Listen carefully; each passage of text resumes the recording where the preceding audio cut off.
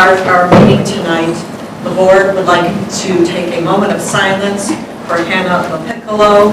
She was a graduate of the class of 2019 who passed away last week.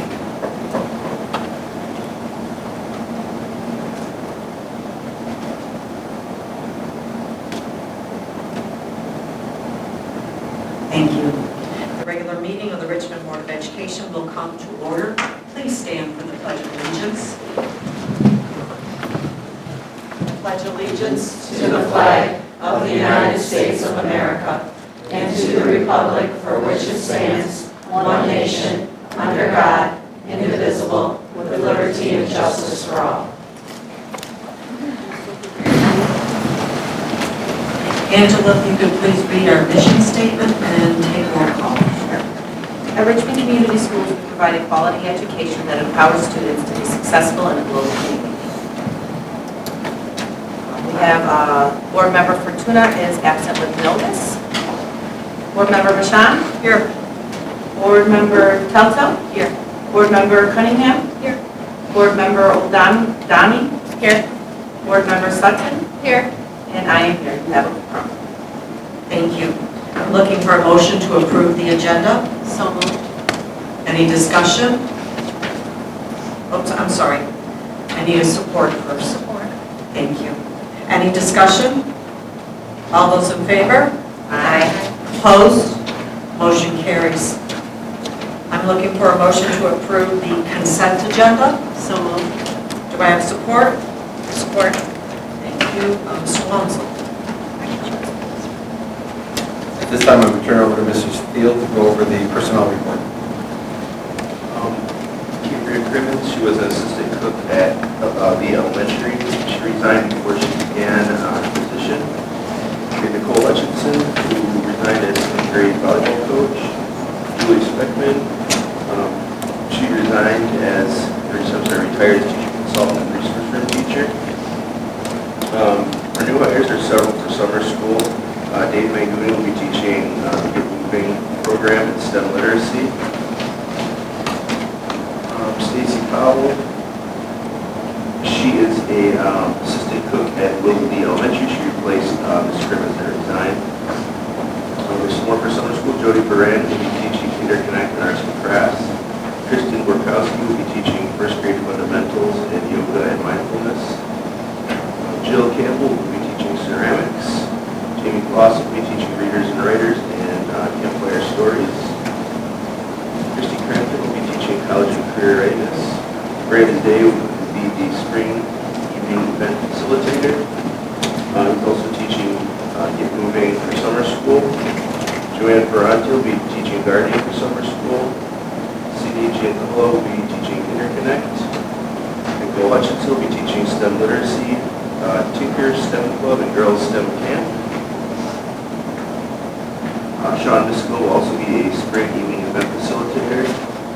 Steve Pedger will be teaching Interconnect and Arts and Crafts. Christina Riley will be teaching Get Moving, as well as Math Mindset.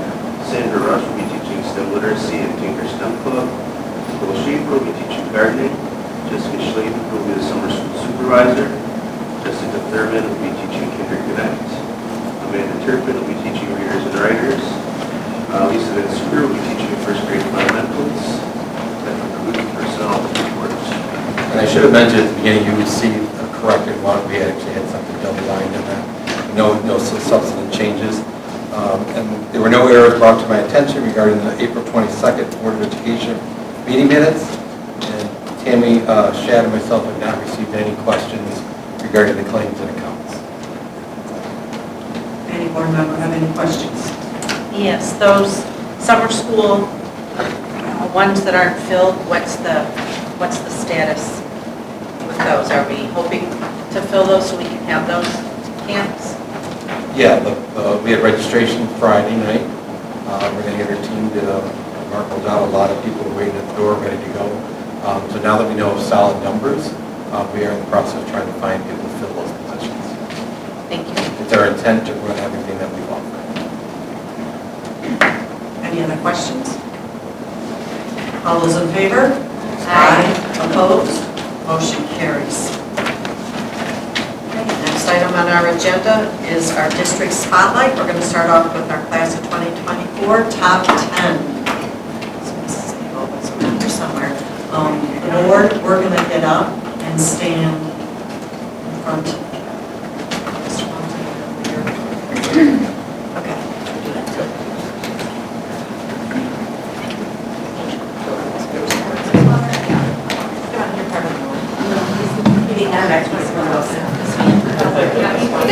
You're out there.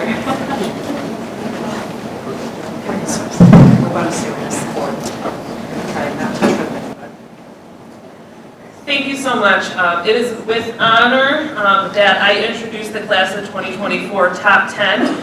Each of these individuals has a whole host of accomplishments, plans for post-secondary, and are joined here with many loved ones and special guests this evening. So I will start with number 10. When I call your name, I will ask for the student and their parents to come up. The parents will be able to put the medal on. Sorry, my back's to you. But I will do my best to turn around so we can congratulate them as well. So without further ado, number 10, Brianna Albers. If you could please come up with Tammy and Tom Albers, your parents.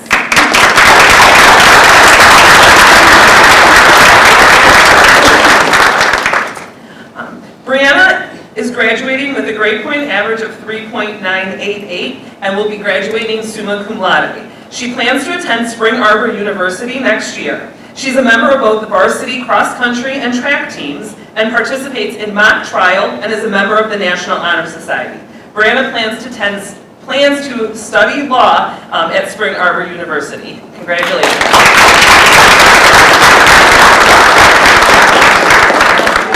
Sorry, I'm just making the executive decision to turn around.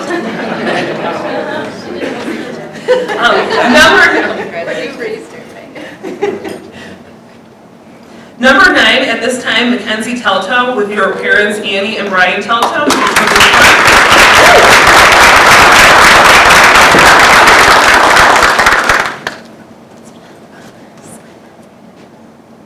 Mackenzie is graduating with a 4.0 grade point average and is graduating summa cum laude. She plans to attend Grand Valley State University next year. She's a member of both the varsity volleyball and tennis teams, has participated in Green Club and Interact Club, and is also a member of both the Student Athletic Advisory Council, SAC, with Mr. Trend, and National Honor Society. She plans to study speech and language pathology, and earlier this evening let us know that she decided to also do that in a school, which is very exciting. So congratulations, Mackenzie.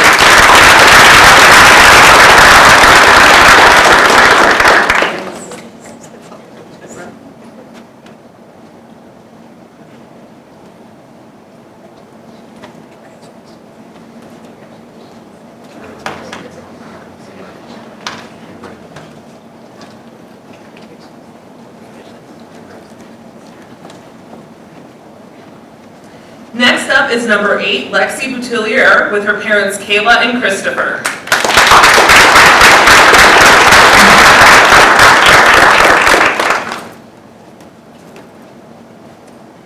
Lexi is graduating with a 4.007 grade point average and summa cum laude.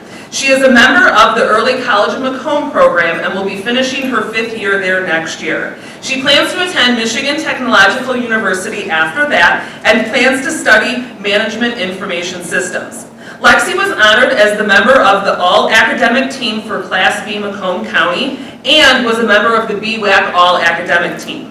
She's a camp intervention leadership intern. She tutors students in 4th grade math and currently is a page at the Lois Wagner Memorial Library. She's a member of National Honor Society and plans to study Management Information Systems. Congratulations, Lexi.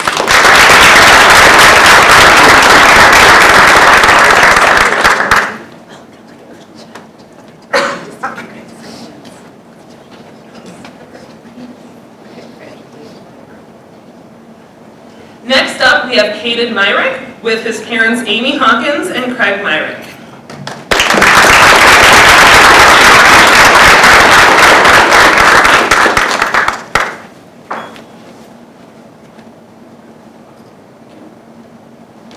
Caden is graduating summa cum laude with a grade point average of a 4.013. He's also a member of the Early College Macomb program and will be finishing there his 5th year. He was honored as a member of the BWAC All-Academic Team. He spends time participating in karate and is also a member of his church choir. Caden plans to study engineering after high school. Congratulations, Caden.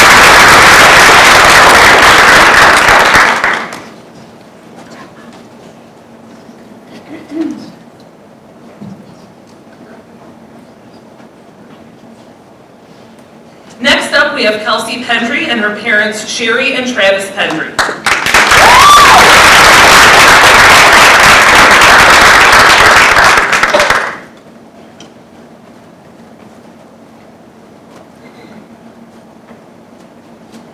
Kelsey is graduating summa cum laude with a grade point average of 4.035. She plans to attend Macomb Community College next year and then transfer on to Western Kentucky University. She's a member of varsity cross country and track teams, as well as our equestrian team. She also is a member of the National Honor Society, and Kelsey plans to study veterinary medicine after high school. Congratulations,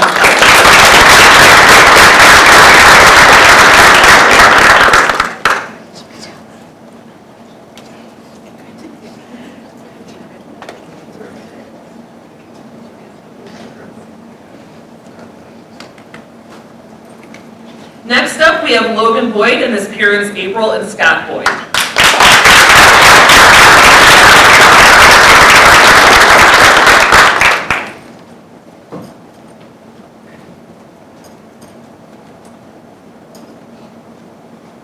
Logan is graduating summa cum laude with a grade point average of 4.074. He plans to attend Ferris State University, where he's going to be studying illustration.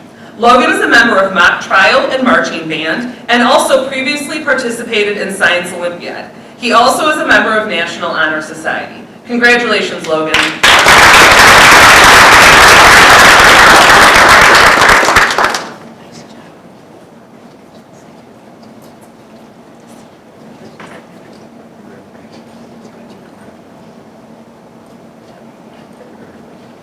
Next up, we have Alexandra Dasuki and her grandparents, Karen and Frank Wojciechowski.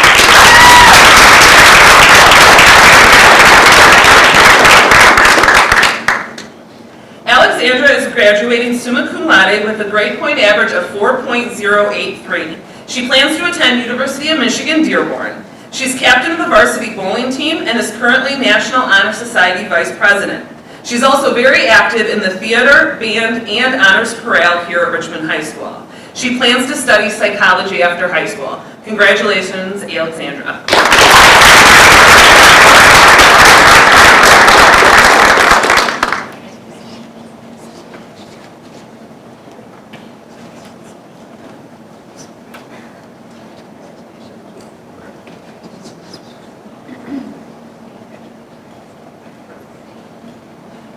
Next up is Connor Bergeon and his parents, Allison and Kevin Bergeon.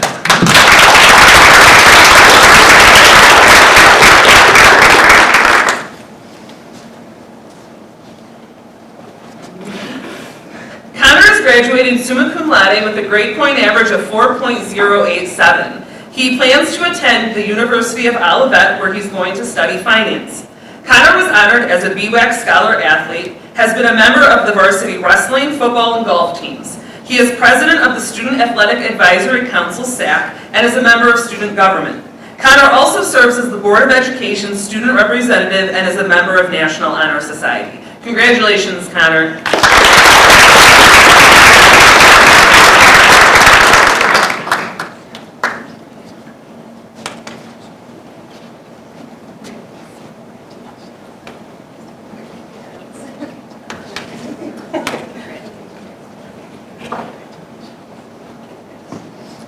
Next up, second for the class of 2024, is Mariah Manchik, followed by her parents, Carrie and Beth Bergeron.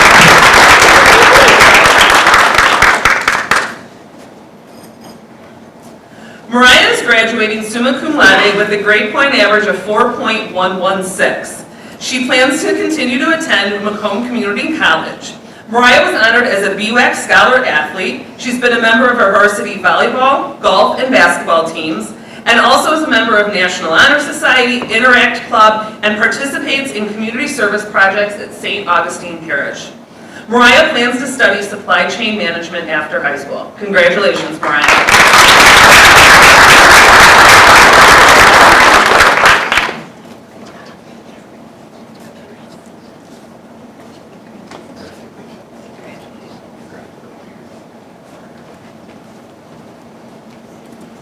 And the last student who is currently out on the soccer field, but we were able to celebrate a little bit earlier today, ranked number 1 for the class of 2024 is Abby DeBrasco.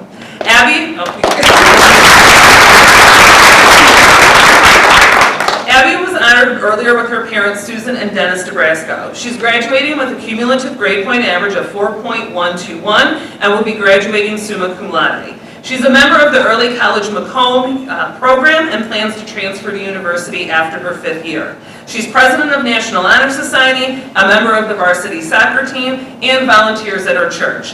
After high school, she plans to study social work or criminal justice. Congratulations, Abby.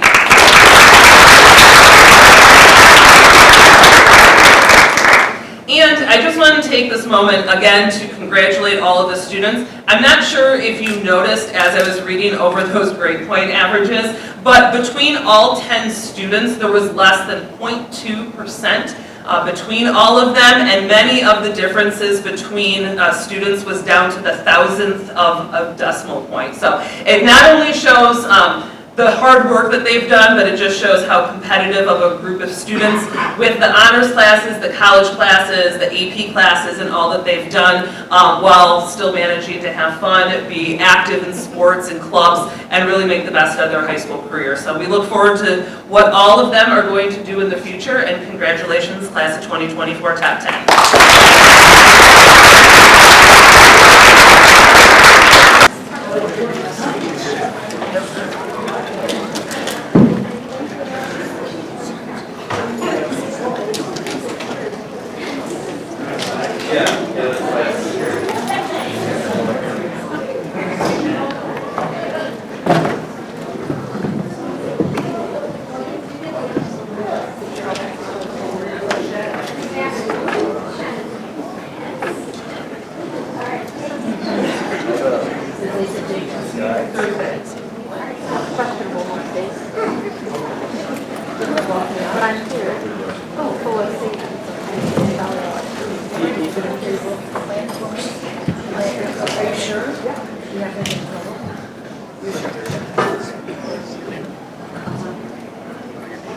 Okay, our next item on our agenda is our high school esports play versus league state champions. All right. Don't forget your speech. Well, thank you. So, as you know, I've done several presentations around esports, and I'll say it again, but esports is the fastest growing sport in the entire world, where even globally, their events that they host and they live stream on Twitch, literally millions of viewers. They even have more viewers than the Super Bowl, as we can see evident in some of these national tournaments, and Twitch and stream is such a big part of esports. We are so very proud of our sports team. The first year that this team was established, and not only during the fall season did they take state championships, but now that they have completed their spring season, they are state champions. They are also the only team in the state of Michigan to go into that state championship with an undefeated record in Mario Kart. So, first year, they say the future favors the bold, right? And so all of you really were trailblazers, and the way that you are introducing this to our community and to other students. And before I call you up and acknowledge you on your accomplishments for the spring season, I also just want to point out that the rise of people of interest in computer science, in esports, in master coding has also exponentially grown because of your success. So not only are you paving the way for this Schedule B, this amazing club that you're learning so much from, but it's also us being able to bring this into the classroom to show the importance of computer science and these aspects for our students. So thank you so much for trying this, being bold and brave, and doing this for the first time and showing massive success. I'd like to call you up and oh yes, of course. Will you stand up? Just like you did before, we're going to call you up and you're going to get your certificate. Just watch your step on the court. Right.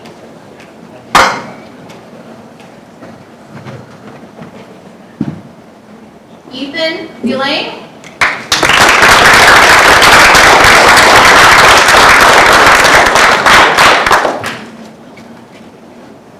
Talon Holdwick. Congratulations. Evan Jones.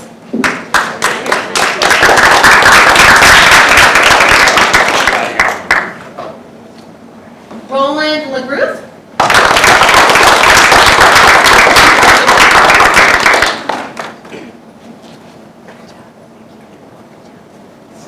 Lucas Van Dennebiel.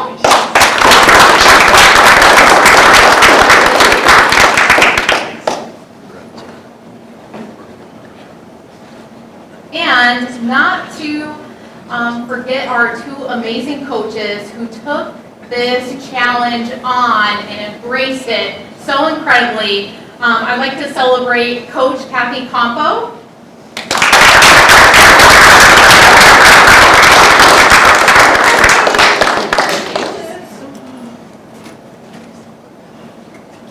And of course, Coach Hunter Hill.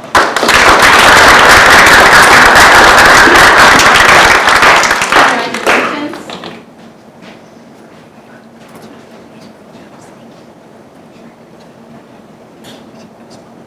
Sure.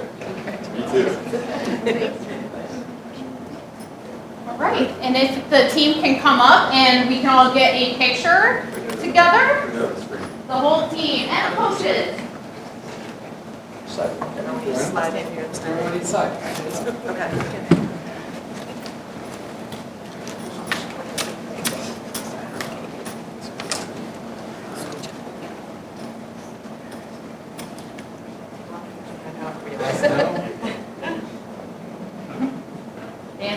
Watch Cynthia's. Did you get it? Did you get it, Cindy? No, did you? Yes? Okay. Thank you so much, and I look forward to seeing you other seasons. So I'm actually going to invite, yes, Coach Hill and Coach Campo up with the team to say a few words. I'm going to take the certificate of the student that's absent. Okay, I just want to say first off that you guys, and our whole esports team in general is incredible. This year, Coach Hill ran, what do we have, 6 sports this year? We ran Overwatch, Valorant, Mario Kart, Splatoon, Smash Bros, and Hearthstone, thank you. So we aren't doing only Mario Kart. There's a lot of teams and a lot of great kids participating. These guys get all the glory because we won the state championship, but there are a lot of kids doing wonderful, wonderful things. I just wanted to also point out, that Talon this year was a all-state athlete at the esports conference at the state championship. And then Coach Hill was a finalist for Coach of the Year this year as well.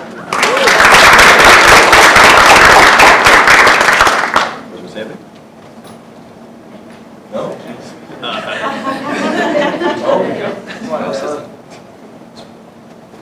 I just want to say that I'm proud of you boys, and that's 2 of many. So.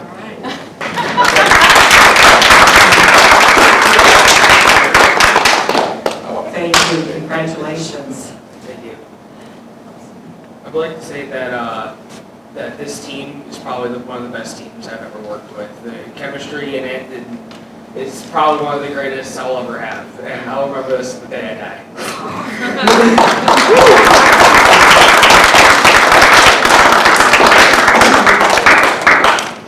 Anybody else want to say anything? Can I say something? Sure. Gentlemen, I came to this, I watched your first championship on TV, but I came to your second one at Oakland, and I know, I never played those, I really don't know a lot about your stuff, but it was so exciting to be there in person, and I found out who Pancake was, Because I cheered pancake in your first championship, and when I got there in person, your dad told me you were pancake. So you were what I cheered for the first time. But you guys, what stood out to me, and you just said it about your team, being able to sit there and listen to you guys, back and forth talking. I learned all about the banana peel and the oil spill and all of that stuff. But you're talking to each other. The other team wasn't doing that. And to me, I'm sitting there, I'm like, look at that, they don't even know what they're doing. Our boys are doing, so kudos to that, because that's teamwork. That's talking, you guys talking to each other and knowing what each other are doing. It was very exciting, and I am extremely proud of your accomplishment. It was very fun to watch you win. Very fun. Thank you. Thanks a lot. You're welcome. Thank you.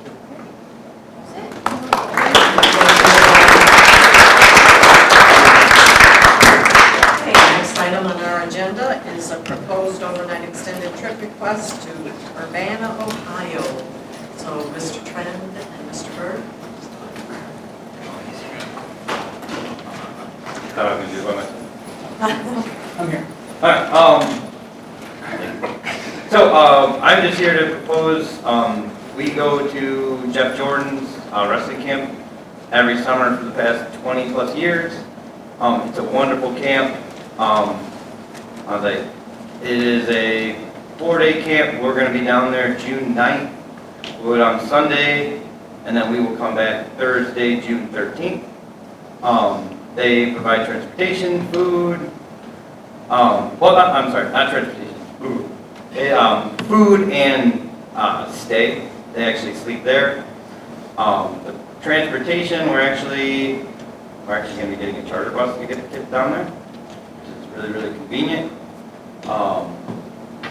It's a wonderful camp. I always go. I will be there the whole time with them, and I become a better person afterwards. And I always tell my boys, please come, because afterwards you will know the difference.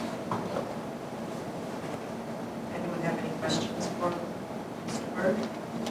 My question's not for Mr. Berg. My question is either for Mr. Trend or Mr. Walmsley. And I'll just ask it one time, but the same question will come when the varsity volleyball team comes up.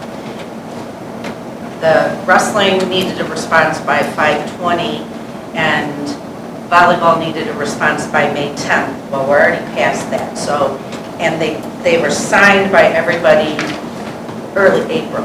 So I guess my question just is, and I know that these, we very rarely as a board ever say no to these things, but the reality is there is a process. So I guess first my question is, how come if these were done in April, why are they here for our May meeting? And what can we do to make that not happen? Great question. And one of the things that I plan on doing with Mr. Trent during kind of the summer month is adjusting the form, because I don't know if coaches, regardless of what coach we're talking about, understand when the board sees these actions. Our intent is that they're the first meeting of every month, so that the action is done at the second meeting. So if they were received in April between that first and second meeting, they wouldn't have gone on the agenda until the first meeting in May. So number one, the form, they have it clearly articulated. These are presented in the first month, so the backup of when that stuff is due needs to be prior to that meeting, especially if they have a due date that they need the response by. The second, and I have not yet talked to Mr. Trent about this one, I'm just thinking of it, is building this into the coaches' spring, winter, and fall. Because if this is something that's an annual occurrence, and many of these that we get seem to be annual, this is something that we could improve in the fall, or as soon as the information out about the camp, so that they don't have to wait until the camp here. So yeah, some of them like this one, we have to wait. We have to wait until we know what slot we've got for that camp. My plan is always to get everything done as early as I can, so that we've got time in case there's things that need to be adjusted. But that's something Mr. Walmsley and I are working on. And just because Yeah.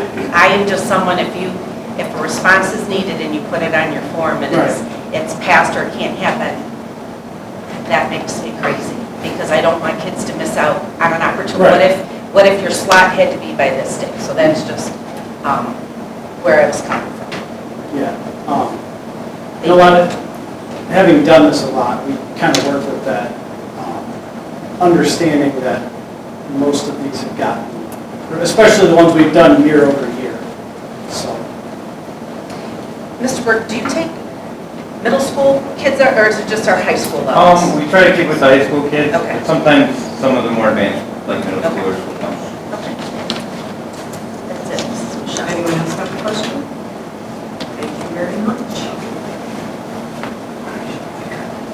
Okay, our next proposed overnight trip is to Hillsdale with our volleyball team. So we have Mr. Trent and Ms. Quest.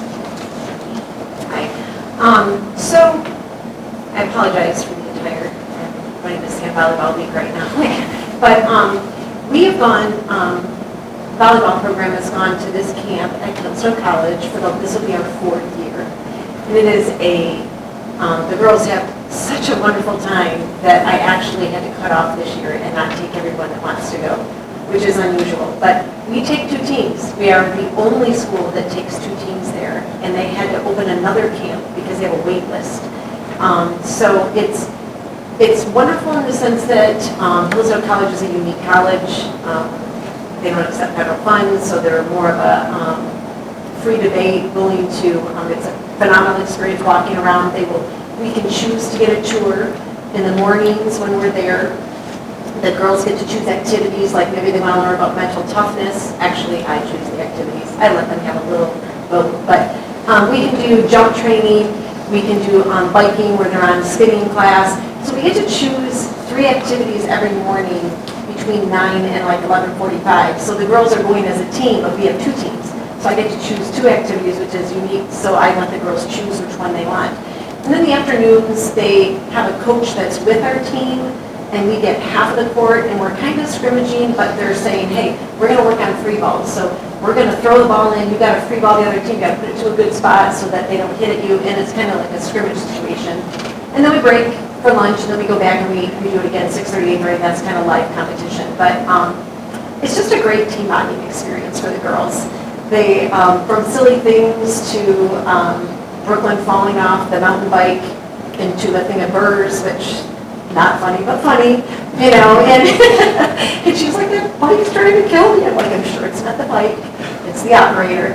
But just everyone gathering around, and so it's been wonderful. So the reason I take 2 teams is they will allow 14 girls for 1 team, and only 6 people play at a time.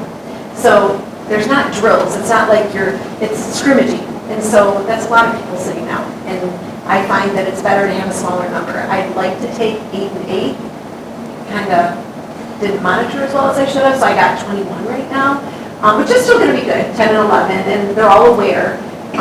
But it's just, it gives them an opportunity to cheer for each other. They give them little things like, okay, you guys get extra points if you get a center dunk, if you get this. So I got girls that are standing out and they're like, keep track of this. We're trying to beat this team, got to get these points. So it's just, it's really a unique experience. And because we have been going, I do allow some middle schoolers to go.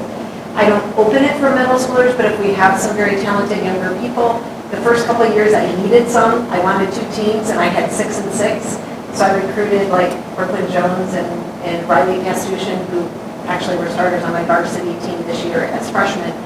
So this will be their 3rd time and they're on their recruit list. So they invited them to the individual camp and they have opportunities there that are rising. So it's been a great experience, such that everybody wants to go back every year. And I have quite a few 8th graders that responded very quickly that will be going with us this year. So. And I don't leave them I try to have a varsity and a sub-varsity, but honestly, I try to mix them so I can look at some young people and get a chance just to watch them in a scrimmage situation. It's not necessarily me coaching. We're assigned a college student, or actually they're alumni that are assigned. And they're like, do you want to mix them up or do you want me? I'm like, just go for it. I want to kind of sit back and watch a little bit and just see how it goes. So it's a wonderful experience. Food is not included. So when they give us a team rate, we pay the team rate, and their dorms are an additional $44, which is factored in. I factored it all in. It's still a reasonable cost. It's less than $200 for them to go. And this year, because I factor it off of 16 girls and we have 21, it's actually going to ultimately they don't need to bring money for food. So this year I just have some parents that are gonna go and they're gonna go buy lasagnas and pulled pork, just get some things, and we have a kitchen in the dorm that we cook, and then food's ready. Any got questions? Yeah. So it's first come, first serve to sign up because did I hear you say you got your number Yeah. and you made your number smaller, so how do I get to go? So I told everyone this year that it was first come, first served, but priority is given to the high school students, you know, in order of seat on down. So the one player who is on my list right now is a Marshall young gal, but her mom just didn't realize that she texted me a little bit ago. So I'm debating about, I gotta talk to the other coaches. If it's one person, I think we should just maybe let them go. It'll be 22. Yeah, but no, this is the first time we've ever not, like, usually when we get there, we are such a big softball town that we had to have college kids hop in on our team for our 2 teams the first day last year because the girls are not done with their softball tournaments yet, if that makes sense. But this is the first time I just can't believe how we had so many girls that wanted to go. So I tell them it's first come, first served, let me know. But if, then I do it by years experience in high school, like senior, junior, freshman. And I only have one girl right now, so I'm debating about just inviting her to go, I guess. Thoughts? It's not my team, I just had the question. I just want to make it a quality experience for all the people, and I don't know that they have fun standing out as much as interacting. Yep. So. Anybody else have any questions? Thank you very much. Okay, next one on our agenda is proposed overnight extended trip request to Olivet with Mr. Trent. Hi there. So requesting to go to Olivet for football team camp again in July. This will be the 4th year, 5th overall. I'm going to Olivet for this experience. It's down to just 2 nights now because the 2 times we went for 3 nights it was overwhelming in terms of actual field time for the kids. It was just exhausting for them. But so we knocked it down to our 9-session, 3 days. Meals included, and it's in the dorms. In Olivet, it's kind of nice, quiet experience because if you've ever been to Olivet, it's an incredibly small town, and in the summer the population is very low. So pretty quiet. I like it because there's really nothing for the kids to do outside of the camp, which makes them usually run them so hard they're asleep pretty fast anyway. But it's a really fun experience. We don't, no middle schoolers are allowed to go on this one. It's all high school for us. Typically the varsity is kind of the main goal, and then last year I think we had 13 or 14 of the JV students go with us. So that was great for them to get to see that. This will be year 2 of kind of pairing up with Michigan Collegiate. They're going to share the camp with us. So that's actually, last year was a kind of unique experience because that was our first time trying it. It was kind of an overwhelming culture shock for a lot of our kids, but it ended up paying off pretty good because they got to see kind of another side of life, So, but yeah, hopefully it's approved and the kids get together, I guess. Anyone have any questions? Okay, thank you very much. Thank you. Okay, next item on our agenda is our first robotics team. They're, I'm assuming, going to report back on Houston.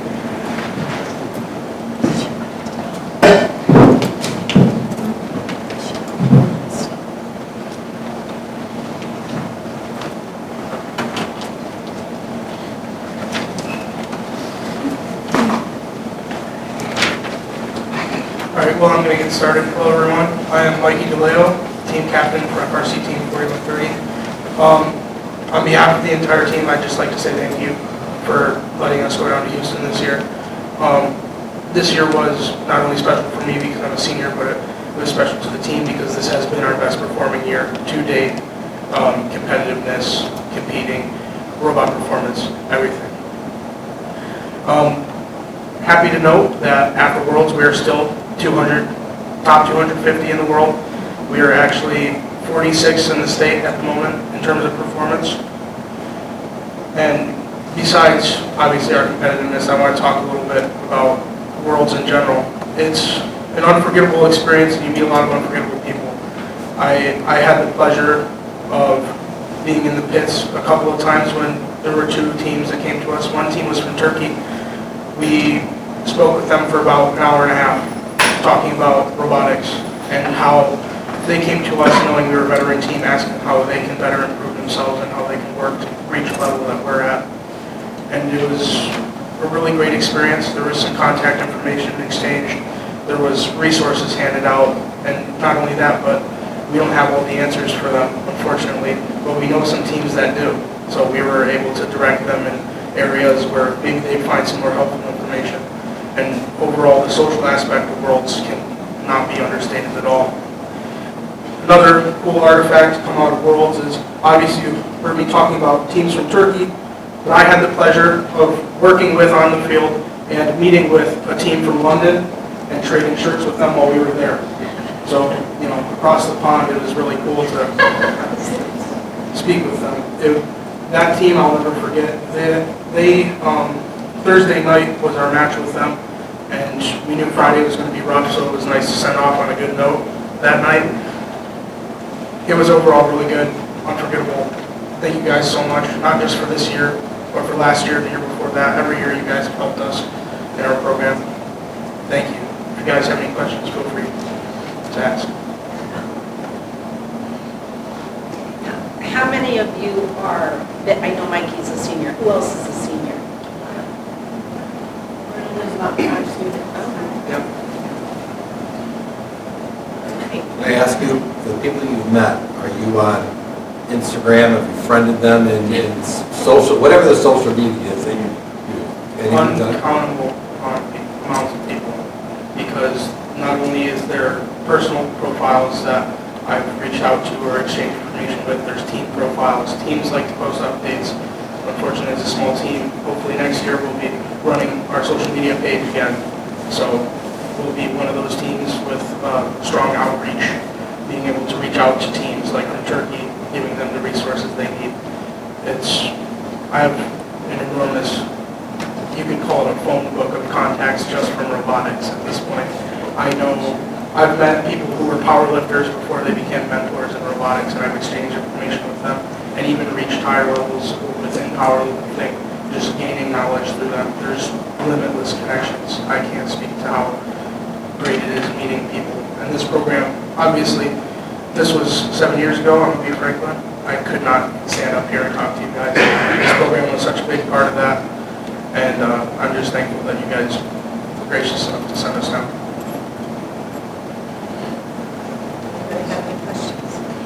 Are you saying 7 years ago you couldn't talk like this? I remember you being able to. Where we had presentations, I had lots of conversations with you. It all sort of blended Interesting. together. Okay. Just checking. Okay. I have a question for the girls. How did you feel down, like represented down there? How was the ratio? The ratio, yeah. I mean, was it? There's a lot of women in STEM. There's actually a like movement going around. It says like it's like power like a girl or STEM and girls. And there's a lot of women there. You will not I know there's like usually a power imbalance, some people say, but at robotics events you will see as many women as there are men there. Because we're just as smart as men. You have I was just curious, yeah. There is entire teams dedicated to being only female teams. Really? Yes. Yeah. There's uncountable amounts in Michigan, and even across the world, there's a growing number of teams that are dedicated just for women in STEM, girls in STEM. They got fly like a girl. Yeah. That's actually a Michigan team too. I was just going to say, I know it was Michigan team. They do have summer events, like, it's just for girls. It's just like a competition, but it's just all girls. The guys are welcome to go, but they can't touch the robot, so. Yep. Yeah. Michigan is host to 2 to 3 all-girls events. So we've been fortunate enough to attend some off-season events that are all girls, and so when those oven mitts get pretty hot after wearing them for 7 hours throughout the day. Yes. But it's worth it to get everybody the experience. And that team from Turkey that I mentioned, majority of their team is actually girls. I was just indicating. Perfect. They speak English. Yeah, their English is great. Glad you could have that Congratulations. experience. Thank you for coming. Thank you.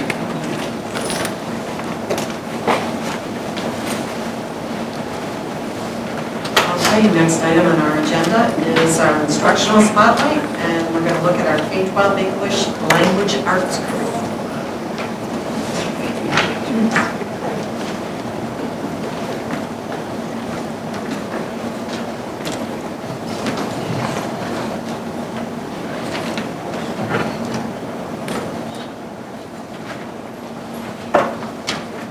It's only 38 slides. It looks a lot bigger than that.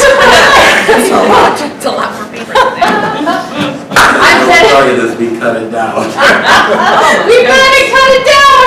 Because everybody I think that's met with me this year knows that I've just been so just like, it's ELA time, everyone! And so it is really ELA time. So we are so excited to be doing the ELA curriculum review. And I'm going to be going through our process as well as some interesting and lovely items that we have in store. First of all, this is Scarborough's reading room. And why I'm starting off with this is because it's very important for everyone to understand how children's brains actually learn how to read. There are reading comprehension that is tied to language comprehension, which is tied to word recognition. Those things together is what develop reading comprehension. Those threads and those ropes mean very specific things. It actually means, in word recognition, it actually means decoding, phonological awareness, sight recognition. In language comprehension, it actually stands for verbal reasoning, literacy knowledge, language structures, background knowledge, vocabulary knowledge. All of these things together is what seamlessly comes together so that children can learn how to read. And this is so incredibly important because this entire curriculum is based on making sure that students have enough explicit instruction to be able to literally learn how to read and write. What are the critical components of an English language arts curriculum? See, you can see here that, and I'm sure many of you have seen some of these pillars, phonemic awareness, fluency, phonics, vocabulary, comprehension, knowledge, and writing. And underneath is the language development, language acquisition. And to be very clear, EL students are not the only students that need language acquisition. From that previous slide about the reading rope, every child needs language acquisition. You cannot learn how to read without it.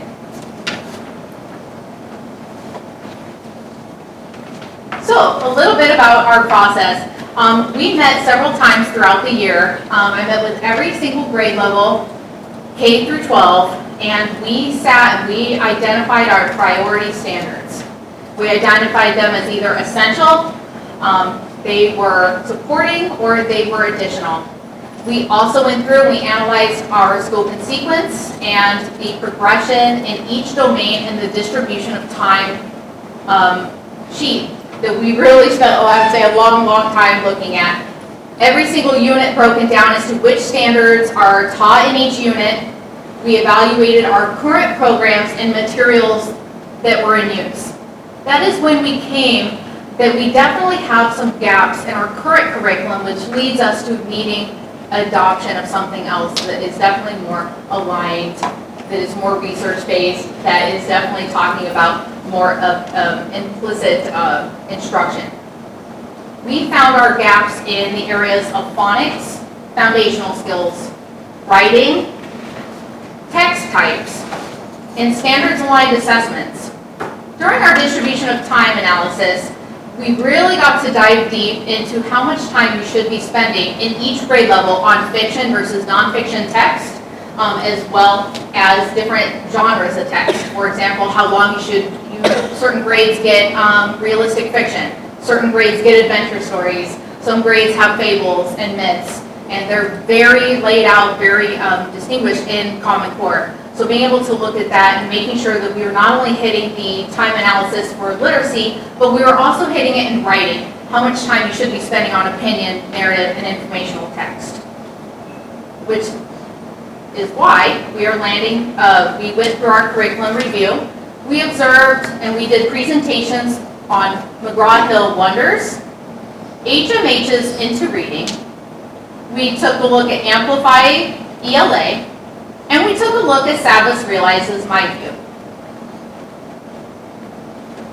In your backup documentation, you will see that we have an instructional materials evaluation rubric that all of us utilize during the curriculum review. We did have presentations set up from the vendors, and we went through our evaluation, and we marked in certain categories. You can see that we took a look at the alignment to standards, the material organization and design, the content, the differentiation, and the assessment. Between the two big front runners of our K-5 curriculum was between McGraw-Hill Wonders and Savas' My View Literacy. And you can see in every single component, My View Literacy outweighed the view on Wonders. Which is why we are asking for you to approve My View Literacy for K-5. I'm going to tell you a little bit about Savas' My View. First of all, in your backup documentation also, you have a printout of what every single grade level receives. So you can take a look at all the goodies that they're going to receive. All grades will receive a physical version of the teacher edition, student interactive books, reading routines companion, and My Focus intervention. Decodable readers, K through 3, big book collections for kindergarten, skills practice books, anchor charts that are already made. They're already made. You can blow them up, make them bigger. You can color them. You can change them. How long did we all spend making beautiful little anchor charts, and then finally we were like, okay, now it's just, this is my anchor chart and it looks like this now. We know those have a place in the classroom. It's extremely important. They're all going to come ready-made. High-frequency word cards, letter titles, picture word cards, alphabet cards, sound spelling cards. Starting in grade 3, they're going to be able to get My View readers. They get book club collections. They get foldable readers. They get skill practice books. They get access to Spelling Voyage, which is an engaging weekly game. So it will be mixed content. It will be a hard copy version of the material as well as a digital version. Okay, so let's plan our week. You can see how the lesson plans are laid out, super amazing. What I absolutely love is that the digital version of this, the lesson plans are hyperlinked. So you can literally click and it takes you to all of your lesson materials. As a new teacher, sometimes you'll look at things in your instructional materials list and it'll say title cards. And as a new teacher, you may not know what those exactly look like. Here is a visual representation of all the materials and lessons that you are going to need to be able to do that day's lesson. So anybody visually can take a look. Subplans, it's all listed out right there for your convenience. So let's talk about some phonological awareness. My View builds metalinguistic skills from syllable and word awareness to the conscious manipulation of individual speech sounds. It ensures success and confidence. Grade-specific phonological and phonemic awareness routines are established to build on competencies as they progress through the program.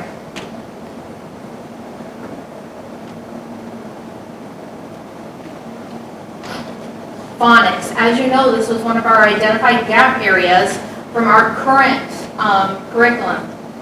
Here, in My View, it's a systematic approach to phonics that instruction is developmentally structured with phonics elements taught in a carefully sequenced order. It's very important to understand that when we talk about foundational skills, it's not just an isolated kindergarten. isolated first, isolated second. You really got to think of it as multi-year. We are passing the baton. We took care of these phonics. We took care of this phonological awareness. We took care of these high-frequency words, these decodables. Now it's your turn to build on these things. So really thinking of it as a true K-5 continuum of learning, especially in those early grades, the foundational grades.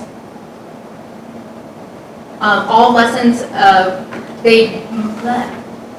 each lesson follows the gradual release model, connected to resources already, and exposure to text that reinforces skills.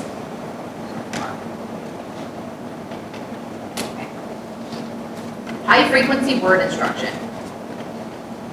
In order to read effectively, one must be able to retrieve words from memory automatically by sight without analyzing letter to letter to decode them. Weekly high-frequency word lessons allow students to practice both writing and reading.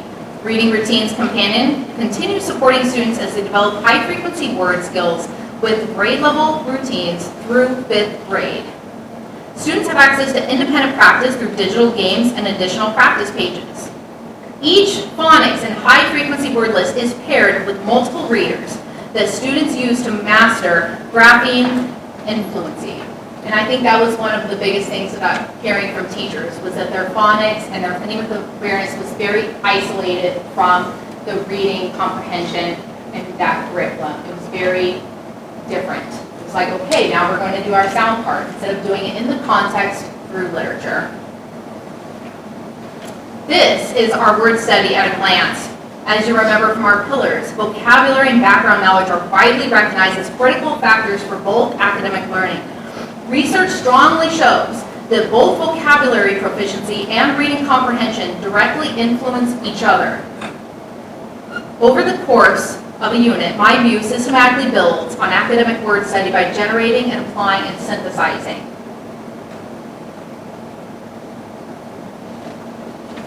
Once again, here's more reading comprehension and vocabulary flow.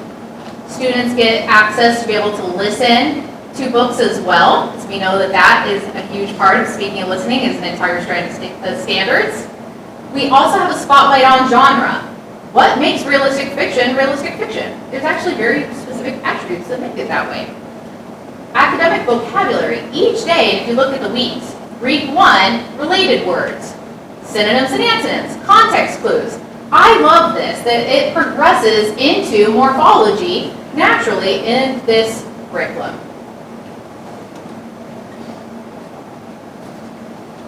There are ready-made anchor charts available for digital use, so kids can actually start to type right into their anchor chart right there digitally, as well as a plethora of hard copy materials for the graphic organizers that 100% correlate to the topic. Oftentimes we give students graphic organizers and they use but misuse them. These are related to the task at hand for what they're going to be doing.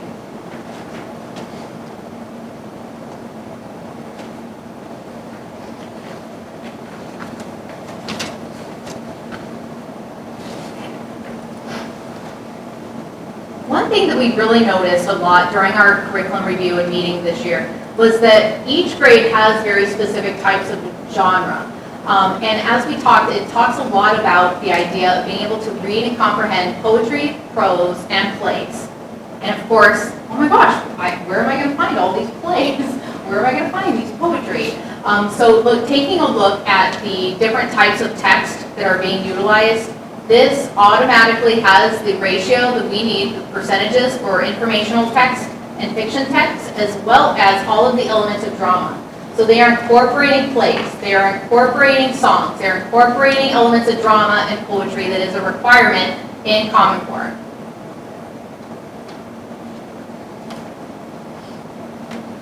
Some fun things, I love that it asks about the essential question, one of my favorite things about it, and it lets the students be in the driver's seat of their own learning. You can see here that they are able to mark how well that they're doing. Yes, I can. Thumbs up, thumbs down for each of their goals so that they are tracking their own progress along the way.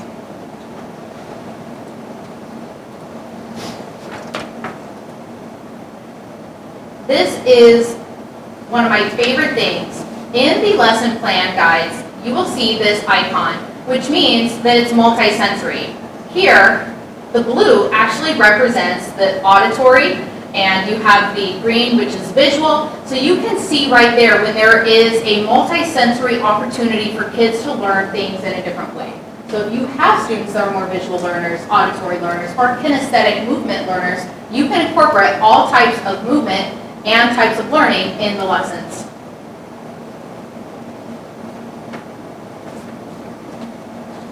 There are connected resources for every single lesson.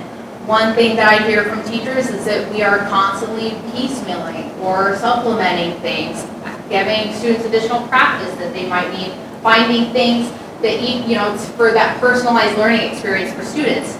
Here, it is all in one place. They have access to Sabbaths Now, which gives them plethora of additional practice, games, and alternative assignments for every single unit in the entire program. No more piecemealing, staying up late, trying to find that yourself.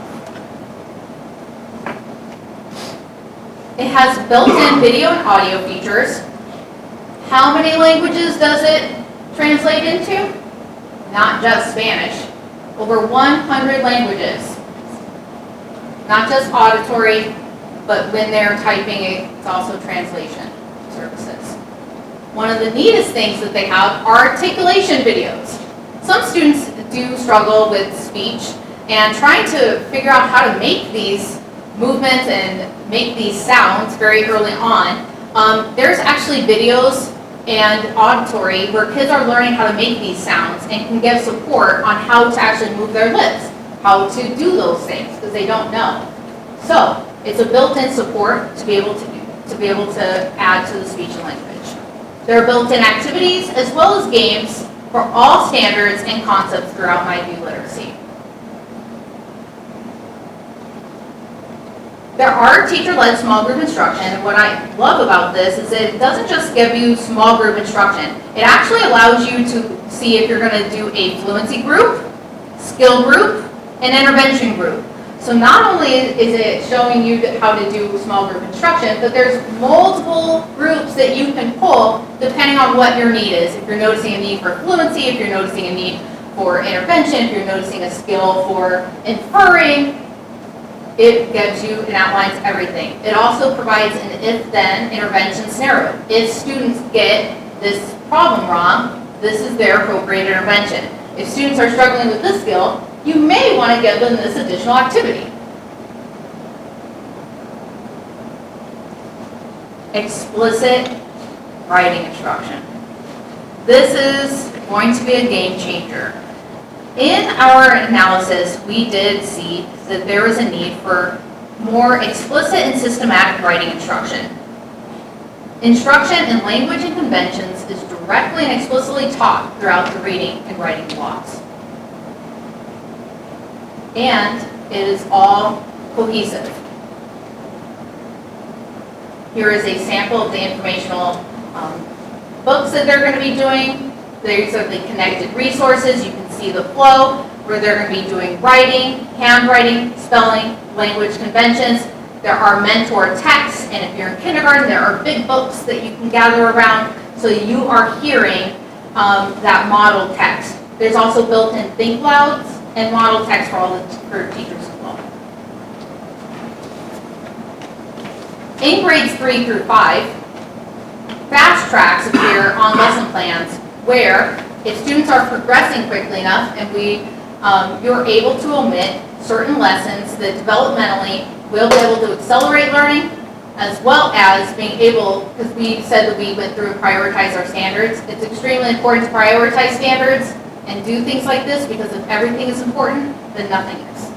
So we have got to say 100%. As new teachers, or even teachers that have taught for several years, sometimes you do a lesson because it's next. And we don't really think, do kids need that lesson? Which ones can I skip? And as a new teacher, it's very helpful to see, hey, this is where we might be able to accelerate if they're getting it, and it's not detrimental to their learning.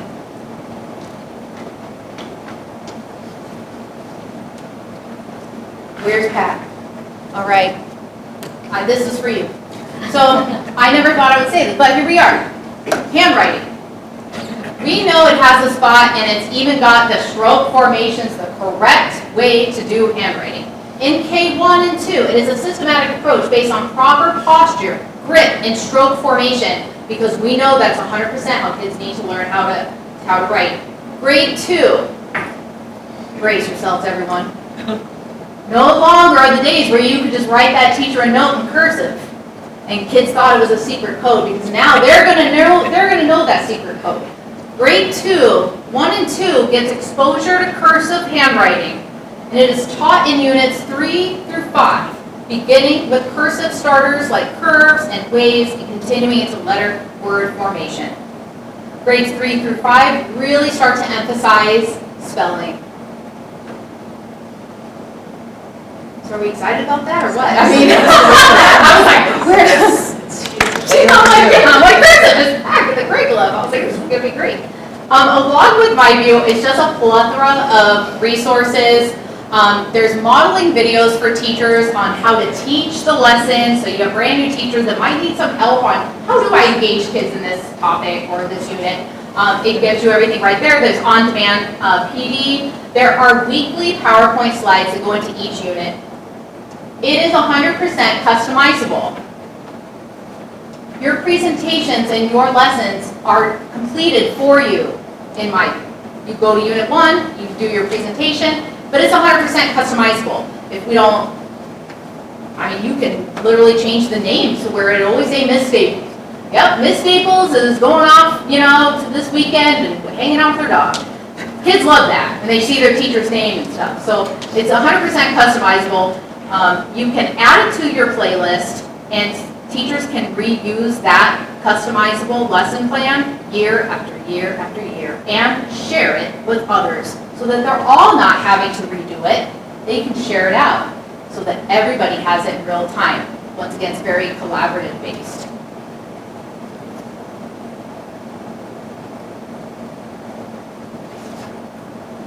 Some of my favorite things is the multilingual support. There is actually a WIDA rubric inside the MyView literacy, which talks about what kind of language supports might be needed for students, and it scaffolds it accordingly. So are they at an emerging level? Are they at an expanding level, bridging level? That is drastically going to affect their vocabulary and language acquisition, and this totally aligns to it so that you're not scaffolding and watering it down. You're really doing it authentically to where they are at. Preparation for high stakes testing. I did let Ms. Manguni know. It begins in grade 2, in my view. So test prep grades 2 through 5. High stakes practice assessments. They use a full assessments to build the practice for state assessments, including tech-enhanced items. So they are getting the exposure the students already need when they're on NWEA and when they're going to have their first exposure on the M-STEP in grade 3.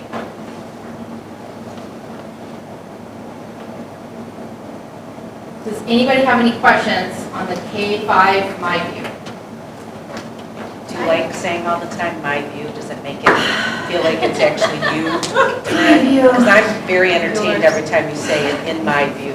In my view. Yeah. In my view literacy, that sounds good. It does sound good. I will just add this, and I know you're going on to the 612, but if you think about it from a classroom teacher's perspective, this is a lot of resources for them at their disposal to decide what's in the best interest. From a classroom teacher's perspective, they all do this in some fashion right now, but the problem is they're pulling from 20 different sources. And the amount of time that you ask any teacher to come to the podium, they'll say, my Sunday night for 6-7 hours is lesson planning. This is a game changer for them from putting their energy into the actual instruction, because the planning and the structure and the resources are there. And that's been, in all of these adoptions, how do we make the job of the teacher so that it's less stressful on the planning side and more productive on the instruction side? Because that's what they went into education for. So, and I won't say any more, but I'll let you continue because I know we're slide 19. So. I have something else I want to interject. You go first. I know that you had the fast track options for them. So does this system make it easy for them to create for those that are behind as well? So the reason they do that is because by the time that they're really, hence 3x3, really that K2 is that foundation part. When you start getting into the intermediate and elementary, that's when you start really getting into learning how to read through that. It gives you the fast track knowing that as kids get older, the gap is going to get larger, and it's not in language. If we go back to that rope, it's going to be in that word recognition, it's going to be decoding, high frequency words, it's going to be phonological awareness. Fun fact, 90% of all students that have issues with reading, it comes back to their phonological discrepancy in their learning. So 90%, it comes back to that first set of rope with the foundation. So it gives you the fast track because they also understand that some kids are needing intervention. They need remedial work. Some kids are right on point. We're going to do this lesson. Some kids, I don't need this lesson. I mastered it a week ago. I'm ready. Let's do the next thing. So they'll be able to displace all that within, without. And nothing is worse than having that epiphany. And I think all of us recently has done it. Oh my gosh, May? We're in mid-May? And sometimes teachers get a pit in their stomach, at least I know when I taught, that you're going, oh my gosh, I still have this unit to do, and I am going to run out of time, and this is such a big standard. And when you go through your scope and sequences and you realize you're putting so many essential standards as your last unit, time gets away from us. And so by having those quick track options, what it's really doing is allowing us to say, this is not as important a standard as this is. And I've got to make sure I do this and I complete this with fidelity, and this I can get to by time. We have got to be able to start because there's too much. And I think when you look at your packet, this is the whole thing, so it's not, but they went through, and I happened to be at several of the sessions that they did this, literally line by line, and the debate that occurred between the staff, it was good, but identifying we've got to make sure kids master these standards, because the number standards, it's impossible. And so this puts everybody kind of on a focused plan of attack on achieving it. To go along with your question, Candace, what my experience has been in education is you have teachers who are really good K-2 teachers. And you have teachers, and I'll put myself in that category, that was 3-5 teacher. But please don't ever put me in a K-2 position. Because, and so if I'm teaching 3-5 and I have a student that comes to my classroom who's lacking in that 5, I didn't have the expertise or training to support that student. This provides resources for that teacher to be able to identify, okay, this is what this child is lacking, how I can help them. It puts it literally at their fingertips. Now, and you're going to hear from them, there's a lot of PD we've got to do with this and getting this launched, because there is so much here. But I guess I look at it as it gives you firsthand knowledge till we can get literacy coaches in there and help you and support you and get that other connection there. That didn't exist in our current program. The other piece that I would like to add, I'm sorry. What it does is it provides our teachers with good instructional tested practices. If you go back, and this is the one that really hit me, it gives them what to model. What's the guided practice? How do we do formative assessment? I mean, this literally spells out your instructional strategies that you need to use in the classroom. And these are instructional strategies that are proven to teach kids how to read. Exactly. Go back to that root. So for me, that's a huge piece for our teachers. And where I think we have an advantage of this organization is we have creative, engaging teachers. We're not going to have teachers that are just sort of reading from a script. They're going to take that and make it their own for their classroom. And that's, you heard it tonight with this top 10, that's what kids remember. That engaging personal connection. And this provides them, again, that's my hope, is I can reduce that time, give them more balance with their family and home, and increase the instructional outcome in that classroom. All right, it's all yours. Any other question on K-5? 6-12 is next, and I see Ms. Nader in the audience, so I'm going to invite her up. So currently, we went ahead and we reviewed the following materials. We went ahead and reviewed Study Sync from McGraw-Hill, HMH's Into Literature, Amplify ELA, only 6-8, they don't go through 9-12, and My Perspectives by Savas. Once again, going back to the essential elements of literacy, those pillars, the phonological awareness, phonics, fluency, those now become intensive interventions. They are still pillars of literacy, and kids have to still come to us with these things. Now, 6th graders sometimes don't come to us with these things. Going back to what Mr. Walmsley said, the further up you even get, the harder it's going to be to try to provide those decoding, phonemic awareness skills and phonics skills to children. They are more so out of that realm of being trained in that capacity, but it is still a need. So it definitely still leads us into the knowledge, and knowledge meaning background knowledge and schema, activating that. We did the exact same evaluation rubric. You can see off to the left was the Study Sync, and to the right was Savas's My Perspectives. We still did the exact same areas, and you can see that My Perspectives in every area outweighs Study Sync. That wasn't just the only reason, but it is very good evidence to have on the different areas, and these were all evaluations done by our teachers, every single one of them, to get this data. Same with the K-5, every single one. Right. I think one of the things we are most excited about is the explicit reading and writing instruction. Each grade level is going to receive teacher editions, a student edition, and the My Perspectives digital access. It talks about whole class learning, peer group learning, independent learning. There's a reflection and respond, and there's performance-based assessments. Reading and writing are reciprocal processes. And once again, it still has those essential questions built in, just like the MyView. And I also want to point out, My Perspectives is the 6-12 version of MyView, K-5. It's the same company. So once again, you're talking about a transition from grade 5 to 6. They are going to have similar routines, similar platform, similar writing processes, rubrics. Just let that sink in when you try to imagine yourself as a 12-year-old who's navigating these systems. That is going to be really amazing that they don't have to learn anything new again. It's going to be what they already know. And Julie, you feel free to chime in on anything that I have to say. She's got a list.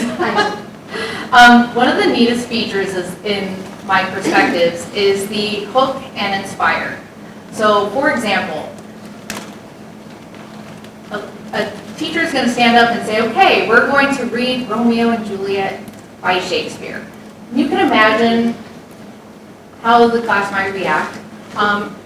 What we talk a lot about engagement. What Hook and Inspire does is it really captures kids' interest as to why we're going to learn about this. Okay, so what? Yeah, we've all heard of Romeo and Juliet. Why do I have to read this from how long ago? Why does it matter to me?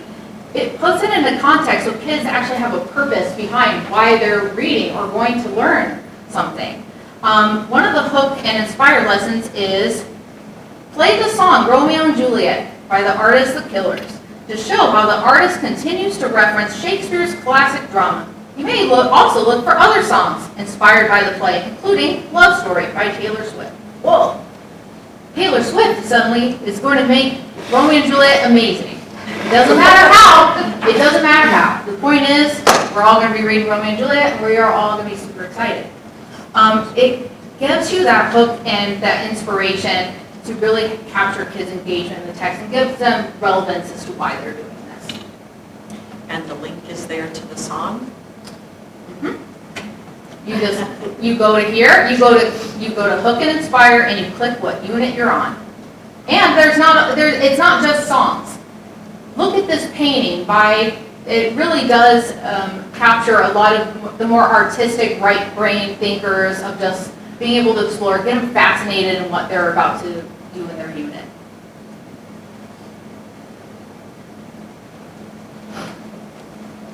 There is a ton of writing support built in. Can I interrupt you? Oh, yes.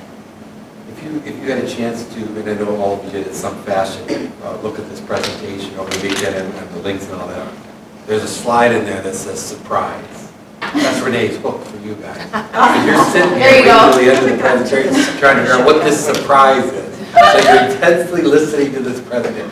That's the engagement. That is what teachers try to do every day is, how am I going to learn about the 3 branches of government? How does Dr. Lab do it? You know, I got to learn the quadratic formula. I can tell you how I did it. I sang it to the Notre Dame fight song.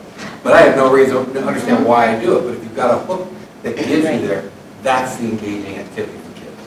And that's what we all are trying to do as this year. Sorry. No, you're fine. This is great. So So it gives you multiple developmental supports for students. So for example, if students are having difficulty finding linear plot development, it will suggest substantial interventions, moderate interventions, and light interventions, because we're all in different places if we don't get something, especially by the time that we're 14, 15 years old. So by saying that I have it accommodated for me, or I have it, differentiated, well, how much is it being differentiated? At what level? Is my differentiation the same as your differentiation versus your differentiation? It levels it out. So if students are missing this, give them this intervention. If students need this, give them this intervention. And there's different levels of support that is naturally built into the curriculum. So once again, teachers aren't pulling, Johnny needs this, Samantha needs this, late at night. It's all there in one place for them to be able to pull.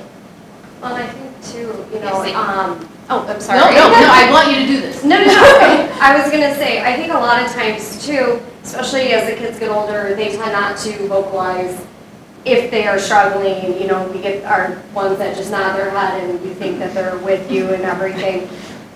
Because this program is so interactive, both digitally and in person, I think it gives the students an opportunity then to quickly show us too where they may need the remedial support, the differentiation, that it might be harder for us to pick out with the resources that we currently have. So I really like that, that it's that quiet resource for them. They don't feel like they're drawing attention to themselves, but if they're answering questions on this, it's like a quick, tool for us to figure out what they need.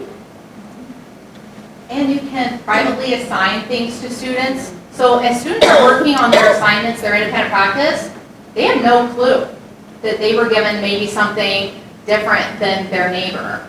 But the way that you assign things is all laid out depending on how students are doing on their assignments. So you can assign them additional work.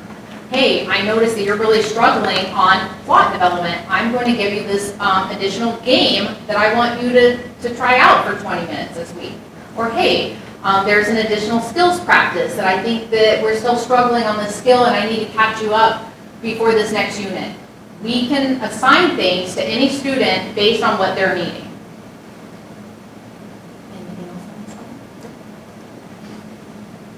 Here, it's really faint, but here, it gives you revision assistance. Is a built-in feature that improves student writing and engagement with ready-made reading and writing tasks and differentiation. It offers instant feedback on student writing. That's right. My Perspectives utilizes AI technology so the students can turn in an essay and within moments receive feedback, color-coded based on the area that they need to strengthen their writing. Here, in this little box, you can barely see, but it'll say it'll have a purple highlight. Then down here it has pink highlight and a yellow highlight. Purple means you need to work on your clarity. This sentence was ambiguous. We don't quite understand what this means. Yellow means development. How is this progressing? Is this really relevant? Your organization, is this really in the right order? This information should flow. And then language. If there's language errors, language meaning grammar, syntax, anything like that, it will pick up. And you're on the plagiarism checker, so I know. I know. I know she, yes. No, we were really excited. Well, first of all, even just from a grading perspective, and Mr. Walmsley kind of mentioned this too, the amount of time not just spent planning, but as an English teacher, the amount of time grading something, you know, is, because there's so much to cover, you know, and there's so much feedback that we want to give them. But if I were to color code and do this by hand, you know, for every student, obviously, you know, the time would be, you know, it would just be incredible. So with that in mind, though, also, yeah, there is a Turnitin, which is a pretty common program in which students are able to submit their writing assignments. And so we can check for authenticity, plagiarism, things of that nature. And then it also does, you know, the instant feedback and whatnot. So I also think just for a student, you know, to get more of that instant feedback, you know, as opposed to, you know, when I get the, you know, how many papers, you know, 100 essays to grade, and the next day they're like, did you grade those yet? I'm like, yes, I stayed up all night just to grade essays, and this would at least give them something, you know, right away to, you know, to look at. And this is something that they can, however they do it, submit it or whatever, and get that feedback before they turn it in, so they can tweak, or not necessarily? You will love this. So in the Mind Perspectives and My the kid won't Mind listen View to me when I'm curriculum, like, this sucks. in the I writing, fix this. And he's like, it's fine. I'm like, no, this, whatever. So I would love this. their writing process actually calls for 2 draft essays. Okay. Their writing process, their pre-write, there's 2 drafts. Because sometimes as you're working through a piece, and especially 612, man, you really kind of need to abandon it and really just kind of start over. It actually takes 2 drafts, then combine it for the editing and revisions phase. Yeah, I liked pieces of this, and I liked pieces of this, I'm going to put it together. I really love that it adds on that extra layer of being able to do another piece with slightly different information. It lets them organize it differently, and it lets them regenerate that essay with a different type of tone and voice. But there's 2 phases for that revision and draft. But it does give some sort of feedback, like these, some sort of instant. Which is, you know, this was definitely one of our look-fors as we established during the year, is having writing instruction be something that we really focus on. And Renee and I, we've philosophically had a lot of conversations We did. about AI technology Uh-huh. and the basics of the writing process. The kids have to know X, Y, Z, and I don't disagree with it. That's got to be a basic. But at some point in a child's career, the world they're entering in is not the world that any of us enter into. And how do we provide the tools to them so they're successful in that world? And I just read an article, I don't like on the neighborhood, but in it they coded anybody who's in an office level job that does any type of writing, 75% of them use AI to assist them in their job.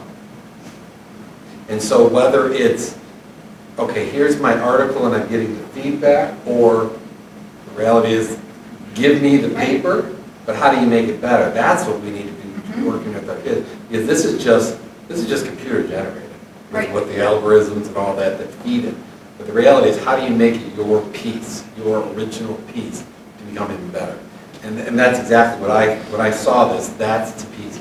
I was not a strong writer growing up. I mean, this is the part that I struggled. And for a teacher to give me that feedback, you're absolutely right. It's not the next day. It may be within the week because you've got 150 papers you're grading. But how do you get that so that you can make that change in the classroom? To me, from the secondary level, this is a game changer in writing. And that's where I think, having sat through and read college essays, grants application, we need to help our kids do better at this. Across the board, it's not just Richmond, it's across the board. But,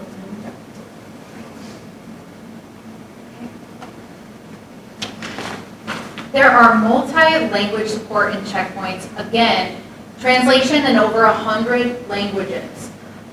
Additional teaching support, once again, there's grouping opportunities, there's text complexity charts, so that you can see if what you are supplementing as a text or an excerpt is comparable with the other one. So that way we're not supplementing, but you have no idea what level, what exile, what it's going to tell you within that range, if you're making some kind of differentiator or accommodation, this is within the range that you still need to do for it to be considered, that tier 1 core instruction. You don't want watered down instruction or resources. There are lots of benchmark opportunities, beginning, middle, end of year tests, high stakes test prep, specifically for SAT and ACT. They are SAT and ACT style questions embedded, as well as close reads, all within the student editions. To the current test. Current SAT? Is current, well, it's going to be taken in digitally, so there's pretty much digital, right? yeah, they did change up the format, so, but it's going to mirror those type of question types 100% with the multiple choice, short answer responses, being able to cite textual evidence, as well as expanding their ideas further with the essays. And I don't want anybody to walk away, even the public listen, that we're teaching to the test, because I don't believe we are. But this is an opportunity for our kids for doors to open for them based on that score. And we would be doing them a disservice if we don't provide an environment for them. And Renee said early on in the presentation that she let Mrs. Manguti know about this is in 2nd grade. The pressure's on 3rd grade. They only have 1 grade to test. And if kids aren't exposed to that, we're doing them a disservice when they take that test. So what I appreciate about this is it's embedded in the lessons that they're doing. It's not, well, it's test Friday, practice test Friday day, and we're going to do it. It's embedded, so it's seamlessly part of it, but giving them the experience. And that's what we've been, having to do more or less, in order to try to get those kids ready for these tests, is just do these piecemeal practice questions that really are totally not relevant to maybe the text that we just read or the writing. And so everything, does feel very isolated. It almost feels everything's in its own little box. And I like that this is now going to feel like everything's a part of a big box because there's so much to cover. Lastly, before I turn it over to Julie for her comments, this is my absolute favorite thing. Favorite. Okay, And they can't see it. This is my favorite thing. No, I don't believe it. Okay. There are 2 performance-based activities, and it is performance-based assessments in every single unit because ELA is fun. And here is a sample 7th grade choice board that students get to show their learning. For example, 7th grade, and then I'll read it to you. Song. Write a song about a person from a different generation whom you admire. Write lyrics that express what makes this person worthy of your admiration using at least 2 of the concept vocabulary words you learned about this unit. And then it keeps going on. Obviously, there are academic vocabulary words that they have to use. The other choice that they get is group discussion. With a small group, hold a collaborative session about the following quotation. Each generation has something different at which they are all looking. Work together to clarify Stein's meaning.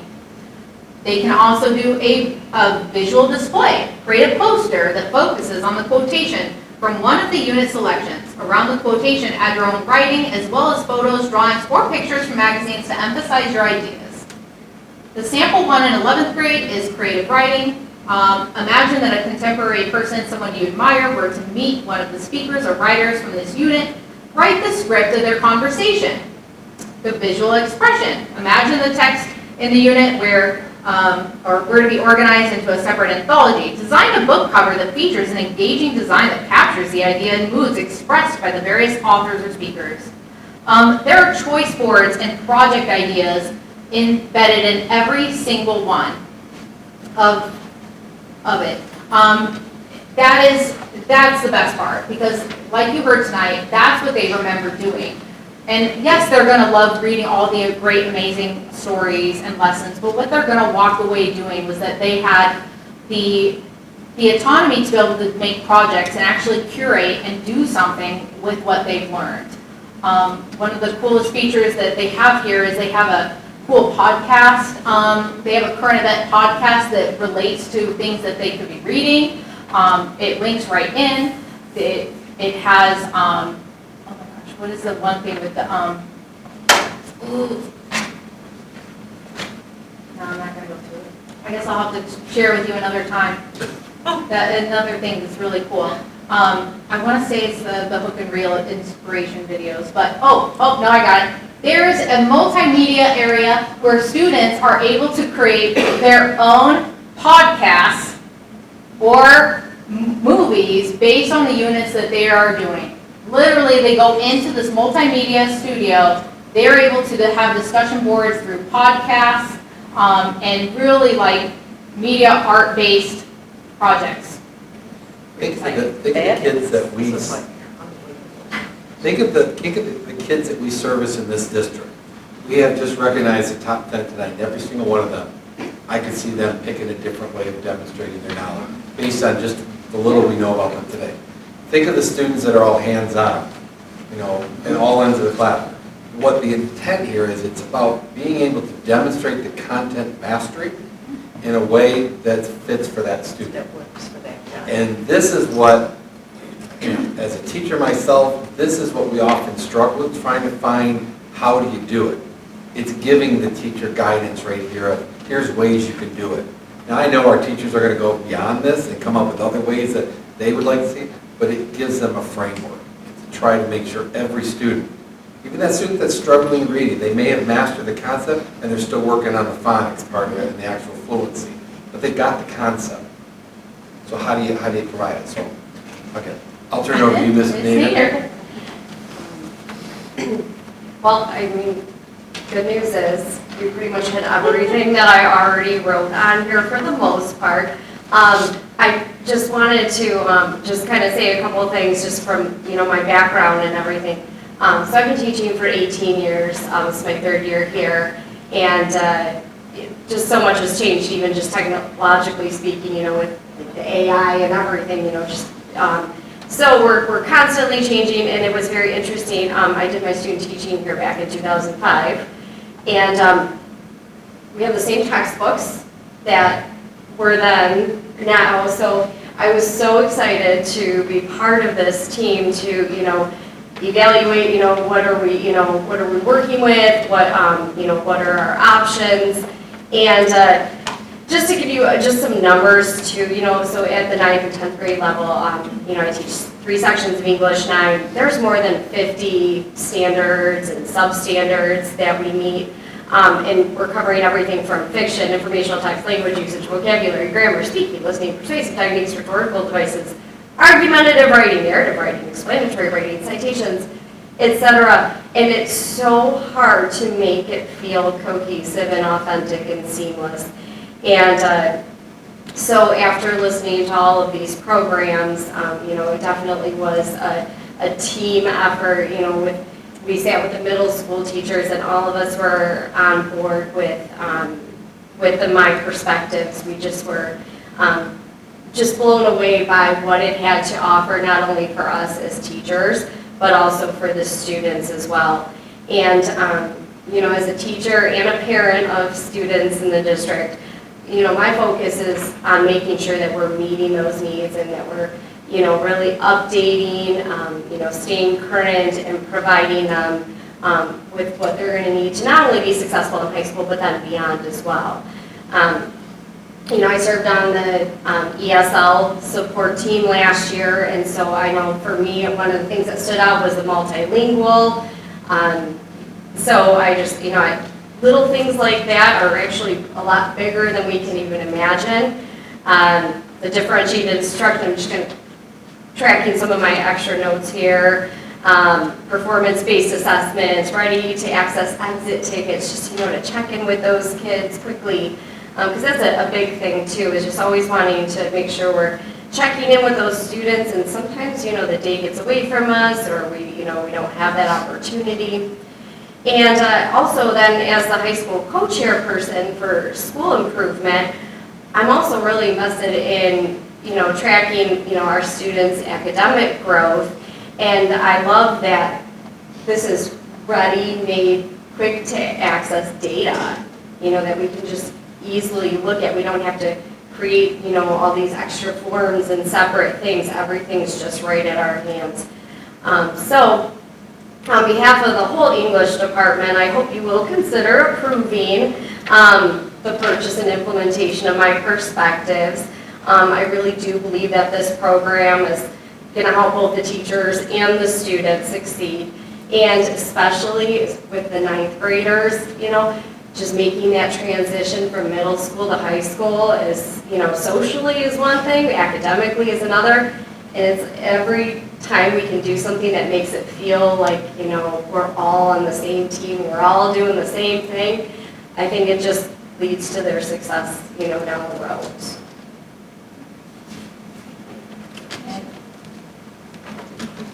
B12.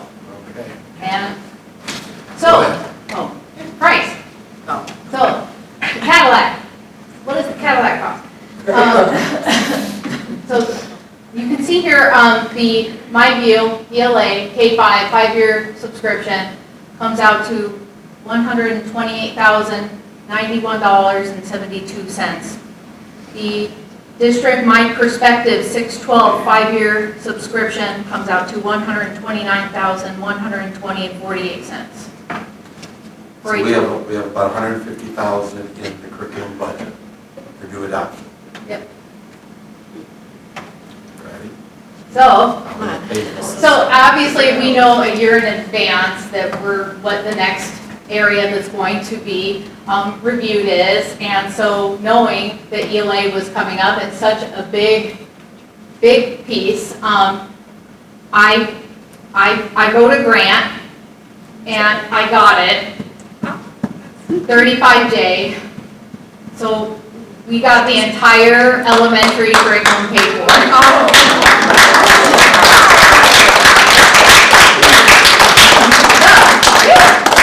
How many districts in the county that we know of?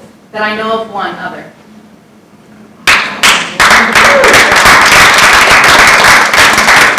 So, we did get the 35J grant, and along with that comes, with professional development. So not only is it going to involve all of our K-5 ELA curriculum, it's also going to cover all of the professional development for them to be able to come out for all of our DPPD days, host workshops, and even be able to do modeled lessons with our teachers and have debrief sessions and being able to do all that full-on implementation.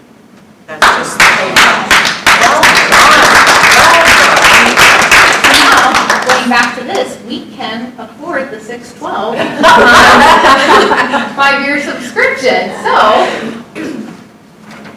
Thank you, Renee. Thank you very much. So everything that you talked about, the auditory parts, the multilingual, every single thing is included in that price. There's no add-ons. I did write in for the teachers to get extra classroom libraries. No, but I mean, there's It's nothing all- that, Yeah. there's nothing that you It's all- talked about here Yes. that it's like, It's all- oh, but we didn't buy that part. No, Okay. we bought all of that That part. always seems to happen more. No, we got it. It's yes.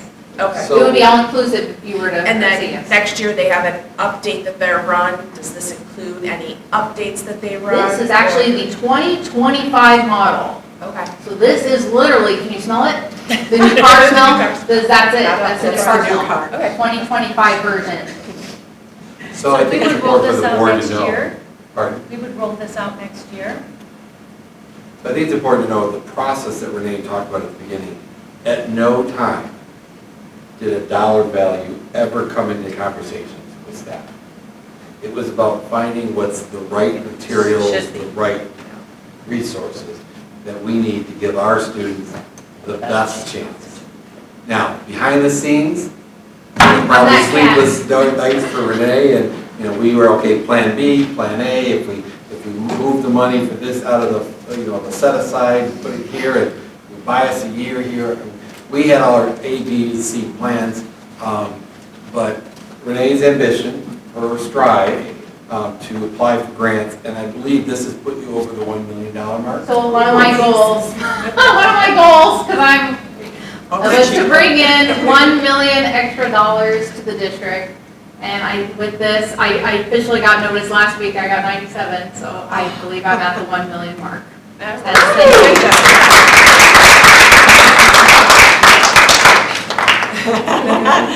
That's off your plate now. But I think as a board, and you guys have been committed to this, when we set this I think will be our third budget, setting aside to making sure we aren't back in 2005 still using material, getting that. It's going to take 5 years for us to get there. But I think you also have to realize when you look at this dollar value, what the true cost of a comprehensive curriculum, ELA, math, your cores are your biggest ticket item. And next year our focus is on the elective courses because we've done science, social studies, math, ELA. Now we're hitting the elective courses. So this will come to you at the next meeting for official approval. And just as that FYI for approval. And then once assuming you guys approve it, then we will begin the ordering process to make sure all the materials are here over the summer, so we're ready to go with the staff as soon as possible. So you know that I have to ask this question. Okay. Along with the grants, I mean, did we commit to sharing our information with anybody? No third parties taking students' information and using it or anything like that? No. The usual. The only stipulation around this particular grant that I had to have an assurance that every single K-5 teacher would undergo the professional development that was aligned to having structured reading curriculum. A research-based program. That's right. And committing every teacher will be To train in it. professional development. And that was the grant stipulation. Now, a lot of districts that are larger, you know, they can't quite make that commitment. It's a hard commitment to make. It is. And so if the work's not over, we've still got all next year to make sure and commit that every single one of our teachers will be trained thoroughly on this to suffice that. But there is no sharing of student data. There is no, I don't give anything out to them or to the state regarding this grant or. We don't put anything in our school that marks a kid that they're getting that stuff. Nope, the state generally just have professional development and make sure that it's research-based and make sure every single teacher is trained in it.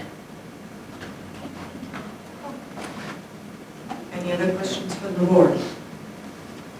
Just a side note, cursive handwriting. I know. Yes, summer school program. I know. So like the ninth, like you didn't have anything for ninth graders this year because they missed out on it. Connor, did you say that you were taught cursive? Yeah. I wonder when that stopped at third grade. I think it was fourth grade. So We're parents bringing back beware. cursive handwriting and stick shifts. Yes. What's that? All right, thank you, Renee. Thank you. Just going Thank to you. say, Renee, I just want to thank you for all your work in getting all this together and thinking about our district and our kids. It's really important. Thank you. Thanks for your excitement. Mrs. Michon, excuse me, before we go back, can I just ask us to do something out of order? Connor has 2 exams in the morning. Oh, yes. Can we move him up to before we start our business and operational? I am fine with that.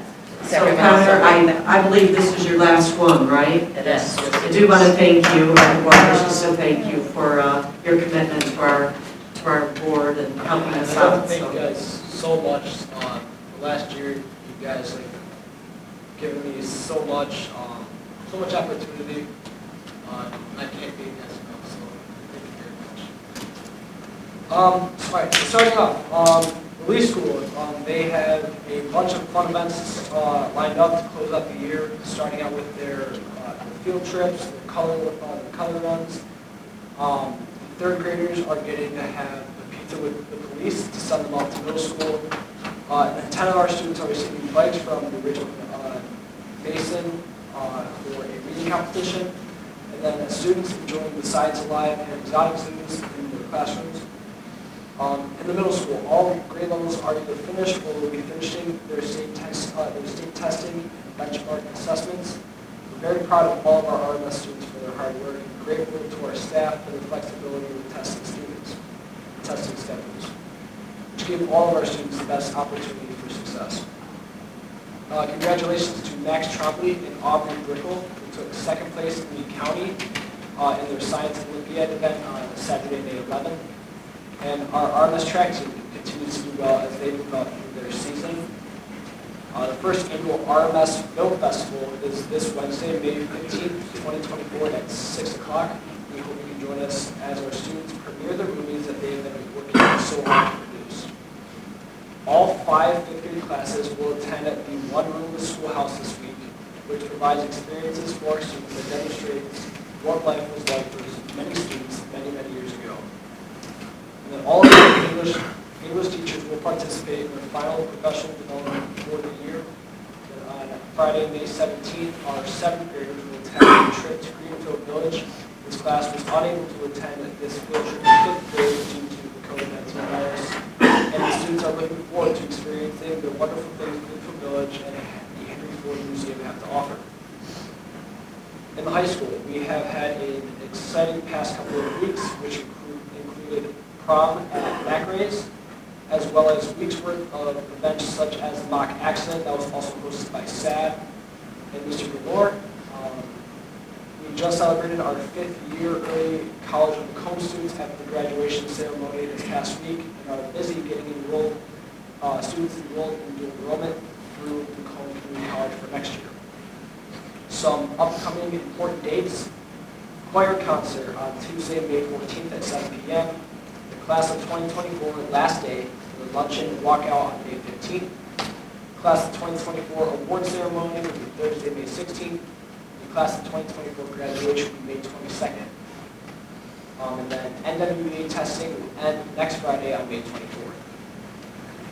In the athletic department, all spring sports are continuing to excel through the second half of the regular season. Baseball is currently sitting tied for 3rd in the BUAC with over 10 wins on the season as they're playing Croswell this week. Softball is currently still undefeated in BUAC play as they have a doubleheader this week against Croswell. Soccer is currently 2nd in the BUAC with only 1 loss. They are finishing up the second half of their regular season this week as they just nursed Inland City tonight 8-0 as for their cancer awareness game under the lights. Boys golf is also doing well. They have won the Richmond BUAC Invitational last week as Lowy Wargo took 1st overall individually. They also took 3rd last week at North Branch. They're currently sitting 3rd overall in the conference. Track is also taking a big step as they are sitting in the top half of the conference as they had an invitational last week at Yale. They will have the regional competition this Saturday at North Branch. Girls tennis also has their fair share of success as it took 2nd overall in the BUAC after splitting with Croslex last week. They also had a great day at the BUAC tournament last week. Kenzie Telto and Caitlin Essling won their respective 2-person tournament. Lastly, I'd like to shout out Mr. Galore and his work with SAD for prom week. The mock accident was great and prom was really well put together. I'd also like to take a shout out to my fellow top 10 classmates, all the accomplishments that we have achieved over the last 4 years at Richmond. It really shows you how competitive of a class we really were, as well as Ms. Zabel and Ms. Ward for putting together a great dinner for all of our families.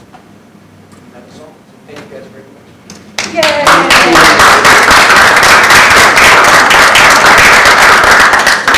Okay, go home and study.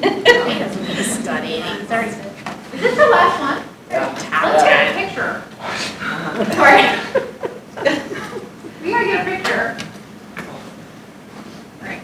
Like of everybody. I want to get a picture. Well, I'm trying to get everybody. Here, I'll speak down. Get everybody? Connor, thank you so much. You are so amazing. Yay. Great job, Connor.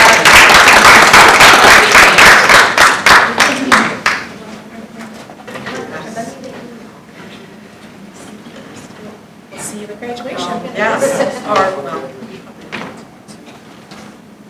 Okay, next item on our agenda will be our business and operational. We're going to start off with Candace. She's going to give us our MISD 2025 budget presentation. So there hasn't, you guys have the packet. It's not a huge shift from the previous year in terms of their budget. I just kind of took some things out of the whole packet. This meeting provided information about the county programs and state budget projections. There may be changes and modifications to this budget once the exact amount of revenue from the local, state, and federal are finalized. This is a projected proposal based on this year's similar programs.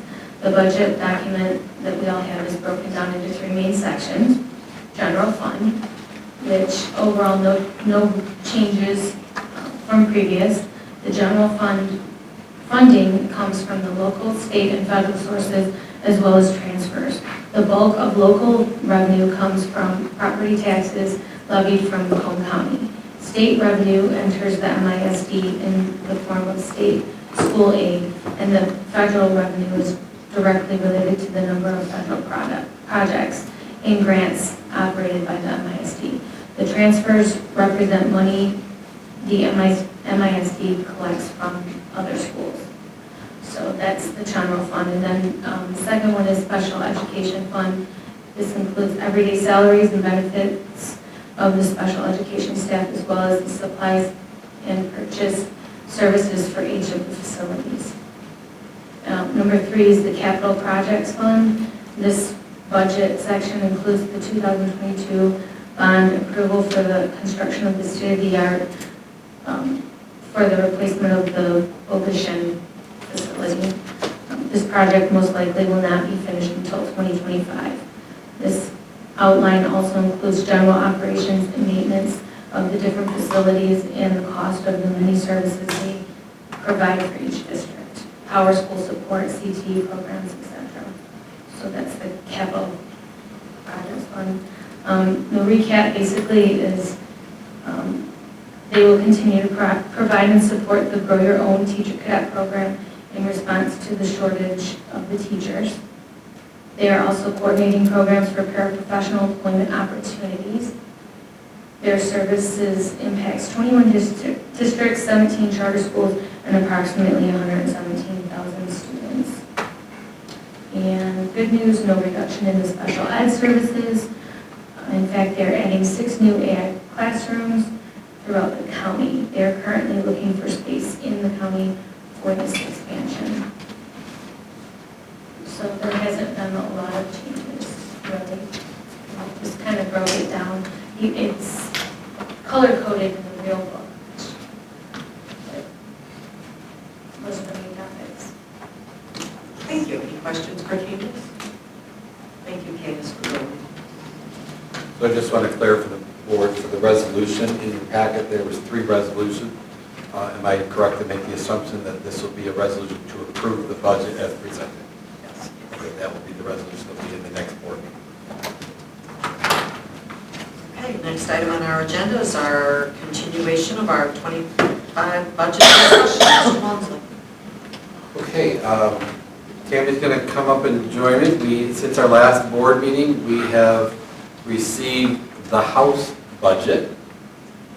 So in your board packet, Tammy put together a summary, kind of a basic 30,000 foot overview. There are still a lot of unanswered questions. We will know more this Friday when the consensus revenue estimating conference is held. At that point, those are the numbers that they actually use to build the budget. So at our May 28th, which is a Tuesday, our next board meeting, Tuesday the 28th after Memorial Day, that's when we're going to have to get to the point of, okay, let's see where we are and start to make those assumptions. So tonight is more of an informational on where we are with the budget. We did bring one of the ideas that I think was board member Cunningham asked about field trips, we brought costs back. I'm not asking for yay or nay on this yet, that would be on the 28th.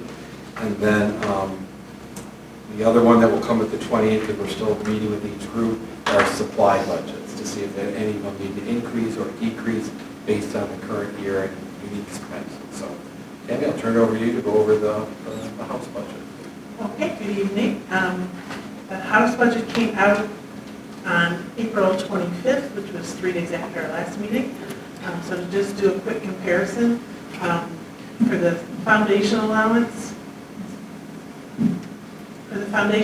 it comes in between, or it's the lowest foundation increase.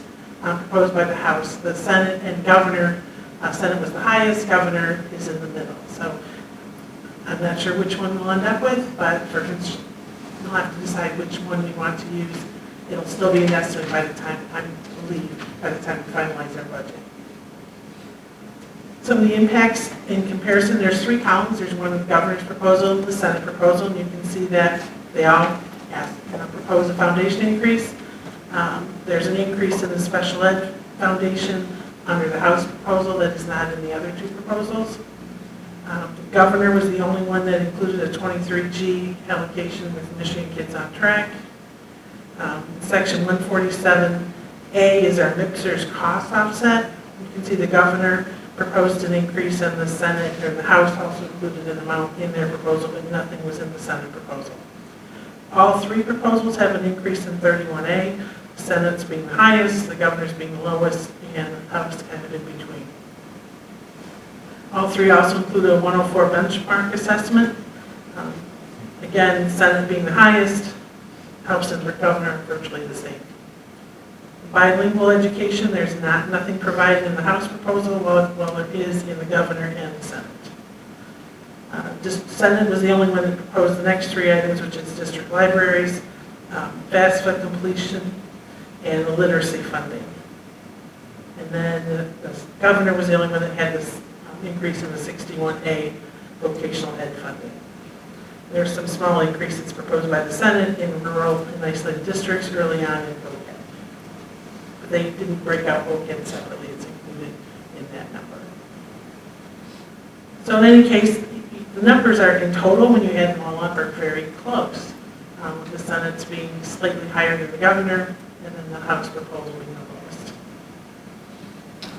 So the one thing that I'm going to ask everybody here to keep on your radar, and I'll mention it again, is House Bill 5503.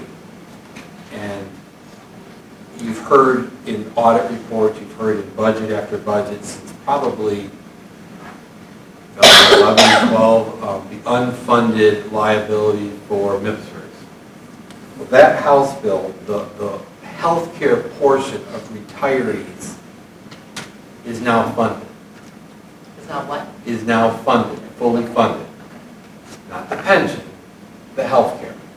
And so in the Governor's budget, what she proposed is taking the money that basically they sent us, and we turned around and sent them back, taking that money and no longer having us flow through, but taking that money and increasing the GSR or preschool program, preschool for all 4-year-olds. So that's how the Governor was paying for that. In the House budget, their recommendation, that's where that bill number, House Bill 5503, is saying for those school districts that are part of this unfunded public schools, in the House bill, they are allocating or want to give a portion of that back, and I'm trying to find the exact numbers, so give me a second here, back to the schools so that they can just keep it. Because this was money in the House's version that has been taken away from schools to fund this unfunded mandate. So for Richmond schools, under the House bill, that would equate to about $300,000 in additional revenue, $200 per pupil increase for Richmond. If they took the full amount, that's almost $700,000 for Richmond alone that would be increasing our budget. So this is the one that there's, and if you recall, and many worked in the public school sector, at some point around 2012, as a public school employee, we had to make it, if we wanted to keep that health insurance, we had to opt in, and 3% of our pay pays for it. But we're doing that now. And we're still doing it. The state funded those because it was underfunded. And so that money, if it was truly funded at the beginning, would have been available for schools in their per pupil. And if you look at the time frame, when we look at that per pupil, those are the years we got $50, negative $470, and we struggled maintaining even cost of living increases just in general of healthcare costs, et cetera. So I encourage everybody, on our website is our legislators' contact. Call, write them. This is a game changer because it's been money that's been taken from public schools allocation, reallocated for a purpose. We did it. We spent that. We all bite the bullet for that year. Now it's a bill that should be put back to where it was originally allocated for. So again, House Bill 5503 is one that we're watching. And if we were to contact our legislators, what do we say? We would like to approve this bill, we support this bill, that's what we would Support. say. The way it's written, and I will quote it for you, it's the exact part of it. House bill proposes investing $290 million, almost $291 million. And what it does is it lowers our rate from 20.96 to 18, which equates to about $200 per pupil. And like I said, for Richmond, that equates to about 1,500 students, $300,000. So it's approving that lowering of the rate. What it does is it creates it basically permanent. So that's reoccurring dollars that stay with us. It's not a one-time dollar. It stays. Now, legislators can do whatever they want. They can change policies and pass it. But this is a huge, and I'll digress for a minute. When I went to the superintendent's conference, less than half of the people sitting in that room were even in central office when this took effect. The amount of teachers and turnover we've had, they don't remember this. You look at the legislators with this term limit, they don't remember this. But those boards that have sat here, or if you didn't sit on the board, you were probably in the audience with your kids, because they were affected by it for our district, that 470 cut. There's a lot of variables because it's not an easy system, but this is one way. Is we have for the last almost 10, 12, almost 14, 12 years done the company line, participated, took the money, did the reimbursement with making less per pupil. This would allow us to become whole. And if you recall that trajectory, I don't know if you saw it, remember in the state of the district, I saw like the state just funded us consistently. There were those two lines. This would get us now back to closer to where we should have been if they just followed Proposal A like they expected. And this is the MIPSR's cost one, that's the It's line item that you're talking about, right? Healthcare costs. So the unfunded portion of the healthcare is now funded. And so now all this money that they have been putting into it is now available distribution. And I'm not disagreeing with the government, but I like every 4-year-old to have free, get them in school setting, absolutely.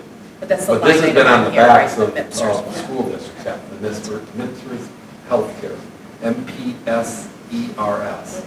And don't ask me what the acronym stands for, I don't remember off the top of my head. But Michigan Public School Employees Retirement. thank you. I'll swear. And it still leaves, if you look at it, it still leaves, this is only, 300,000. It still leaves, when you look at the 400,000 times the number of districts, a lot of money for them to do other programs. Or pay down the retirement quicker, because they are on track to pay that and be fully funded in 2035. So, on our audit forms, we have that unfunded liability we have for our district. That's on track to be zero in 2035. If they take that extra, gave part of it here and paid the extra on that, we'd be closer. And just think of the dollars that would bring in at that point. So, sorry. Any questions on this for Tammy, just from a... We will definitely know more Friday when we see, okay, state revenues hopefully are up, school aid revenues are up, so that it would support all of these budgets. It's going to be the politicking. This is a big piece of the pie that's going to be debated in Lansing on where this extra $700 million or $600 million is going.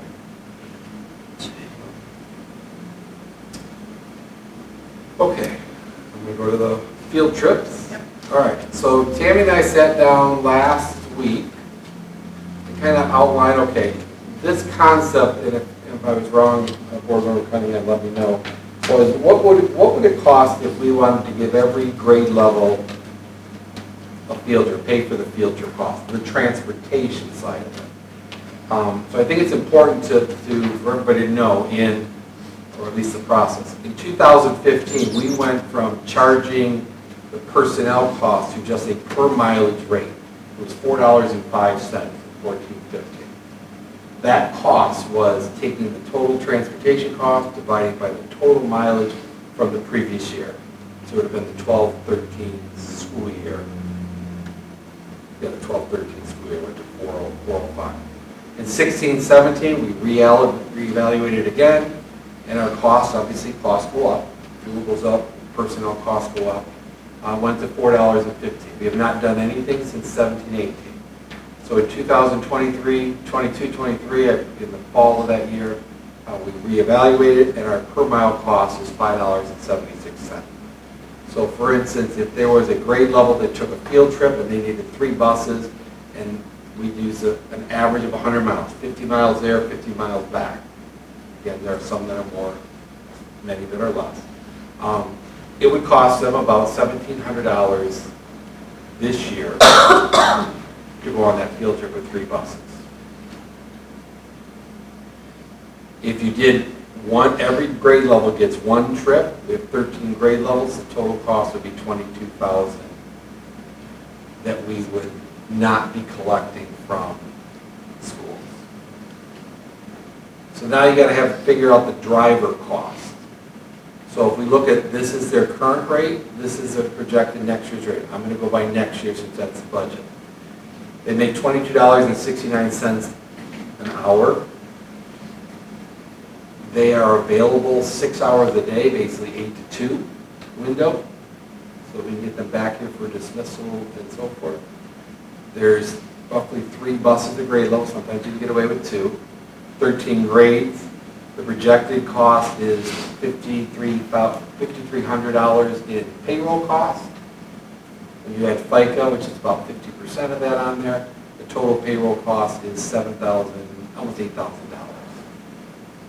When we start looking at gas, 100 miles, our buses average is about 8 miles to the gallon. We need 13 gallons of gas. About $5 a gallon for gas times 3 buses, we would pay $2,400 in fuel costs. So when you take this $7,000 and this $2,000, that's where this $10,000 number is. We are counting on, we don't bring in this revenue because not every grade level does, but we're counting on right now in the budget $12,000 in revenue. If we go with this model, that goes away. So this would have an impact to the budget of about $23,000. And this we would have to increase basic expenses $23,000 to allow every grade level to have 1 bus. There's a lot of logistics behind it. But again, I'm going to ask the board to think on this because this we would need to know at the next meeting if this is a priority for the board, because this would be a new expense. Currently, those bus drivers that I'm referencing up here are security. So I'm really taking their salary out of the grant, and now I got to pay them salary out of the general fund, which is what that cost comes out to be. Did this answer your question or get you in the ballpark of what you were looking for? Yeah. Okay. The revenue loss, that's what we would collect from the students. Yes. When we built the budget this year, we're at $12,008. We actually are going to have a little bit more than that. We anticipate because we have bills that haven't come in yet. But we've had a lot of trips that have gone out. So that's what that 12.8 is what we received the previous year. And so we rolled that over for next year, not knowing if there'd be an anomaly. We don't know where their field trips are going. So like a Greenfield Village trip is a lot more per miles than going to Lake Saginaw. So what is this proposing? So this is a cost-free field trip for students? No, It is would that what it propose is? the transportation would be paid by the district. The way I have it written now, basically 1 trip per grade level. What that looks like in the high school, I have not explored that further, but basically 13 trips, Each trip has 3 buses. Okay, but we'd still have to pay for the admission or The anything. This admission, doesn't yeah, take this the cost doesn't- of parents or correct, anything. correct. Okay, that's what I was wondering. Well, it should reduce the cost of Reduce parents, the because you're cost only of paying for admission, not the bus. Bus, okay. But it's squeezing the blue, and I'm currently paying or you guys are, we all are, paying them out of the grant, 31AA grant for safety. They're not going, part of their day won't get paid, they'll get paid out of general fund, which is where that comes from. And again, my argument's still going to be the same. All this is Board of Education telling staff that we have to take field trips in a roundabout way. That's what this is, my opinion. I think it's ridiculous. So, I'm very much against it. I don't For think the it same says reasons. anywhere that they're saying they have to. We're just funding it. All I'm saying, it's a roundabout way, back from the conversation we had a month ago. It's a roundabout way to make people take field trips. My opinion. Don't they already take field trips? I mean, it's Well, usually not a here standard. into the conversation we had the last time, was a big deal about not taking field trips. I'm just saying, I'd like to do $23,000 somewhere else than telling people they have to take field trips. And here's transportation paid for. I don't know that it's telling them they have to, but it's giving them the opportunity to be able to make such a plan without being stressed out about how are we going to come up with the money. I mean, the busing, from what I've heard, is the biggest. And the always biggest has problem, been. but It's always cost. I only like this Transportation is a because cost. this is reaching every student. So for that, I like this. Anything that can be something for everyone. I So- think that sounds like a lot, but it's not when you're talking about all children, all of them, all of the I'm not saying it's a lot. I'm Right. saying $23,000 to tell in a roundabout way, you gotta take a field trip. My opinion. It's ridiculous. Put $23,000 somewhere else. Just how I feel. So Candace, you're saying, you were saying all the children. Well, every grade level. He's quoted that out as, you know, Okay. for all 13. So what if the third grade decide that they don't want to go on a field trip? Because we can't mandate that. Correct. Then they don't go. Then I guess that would be on them then. But we gave them But then that doesn't fulfill what a you're little saying. cushion to, The availability Right. is all that is there, not, that's, Well, I mean, That's she's the way I trying would to look get at to, it, I unless think. the board, if this is something the board wants when we get to the 28th, that's what I would look at it, unless you tell me otherwise. I'm going to say, you have availability, you can take transportation, you don't have to worry about transportation Right, costs. that's If you what want to I'm do field it, you get one grade.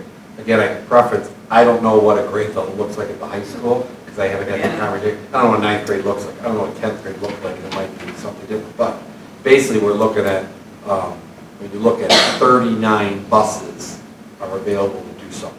Were you looking at high school too, or were you mostly looking at your primary right, I mean, grades? As I don't really think I high school. guess that would be a further discussion, I know. Thank you for at least showing us numbers. I mean,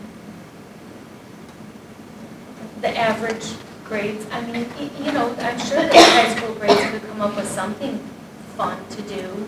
Well, they have. They've I mean, gone this to is like, all educational stuff too, right? So should be. They This still has nothing to do with has to athletics be- or anything else, right, this is it still has education. to be an educational purpose.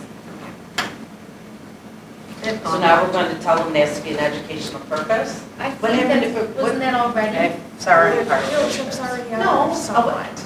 No, isn't there, don't we take field trips, don't they, haven't they gone to Barrymore's and different stuff like that, the different group, right? That's all where I'm coming from, that's not educational. Well, They- you I've never done supposed that. I've never heard of it. Well, let me, I can answer that. The NHS, as an end of the year thing, would go to Barrymore's. Not educational, it was kind of like a reward thing. So some of that does happen at the high school level, but then there are things that are educational. We've been down to the art museum, we've been to the cultural, we've been downtown to Mexican Village, we did Spanish class. yeah, Spanish classes. So there have been some, there definitely are not as many at the high school level, I would say, versus your primary. So on the 28th, the plan is to present, hopefully we'll know more on the budget from the state, the idea of the supplies, and like I said, we're going through each building, grade level supplies, seeing what they bought this year to see was it still aligned. We've got many in the back, we've got a few more we're still working on. And at that point, literally go through that list of stuff that we've covered, what's going to be our assumption for, to start making those assumptions, so Tammy and I can begin building the budget.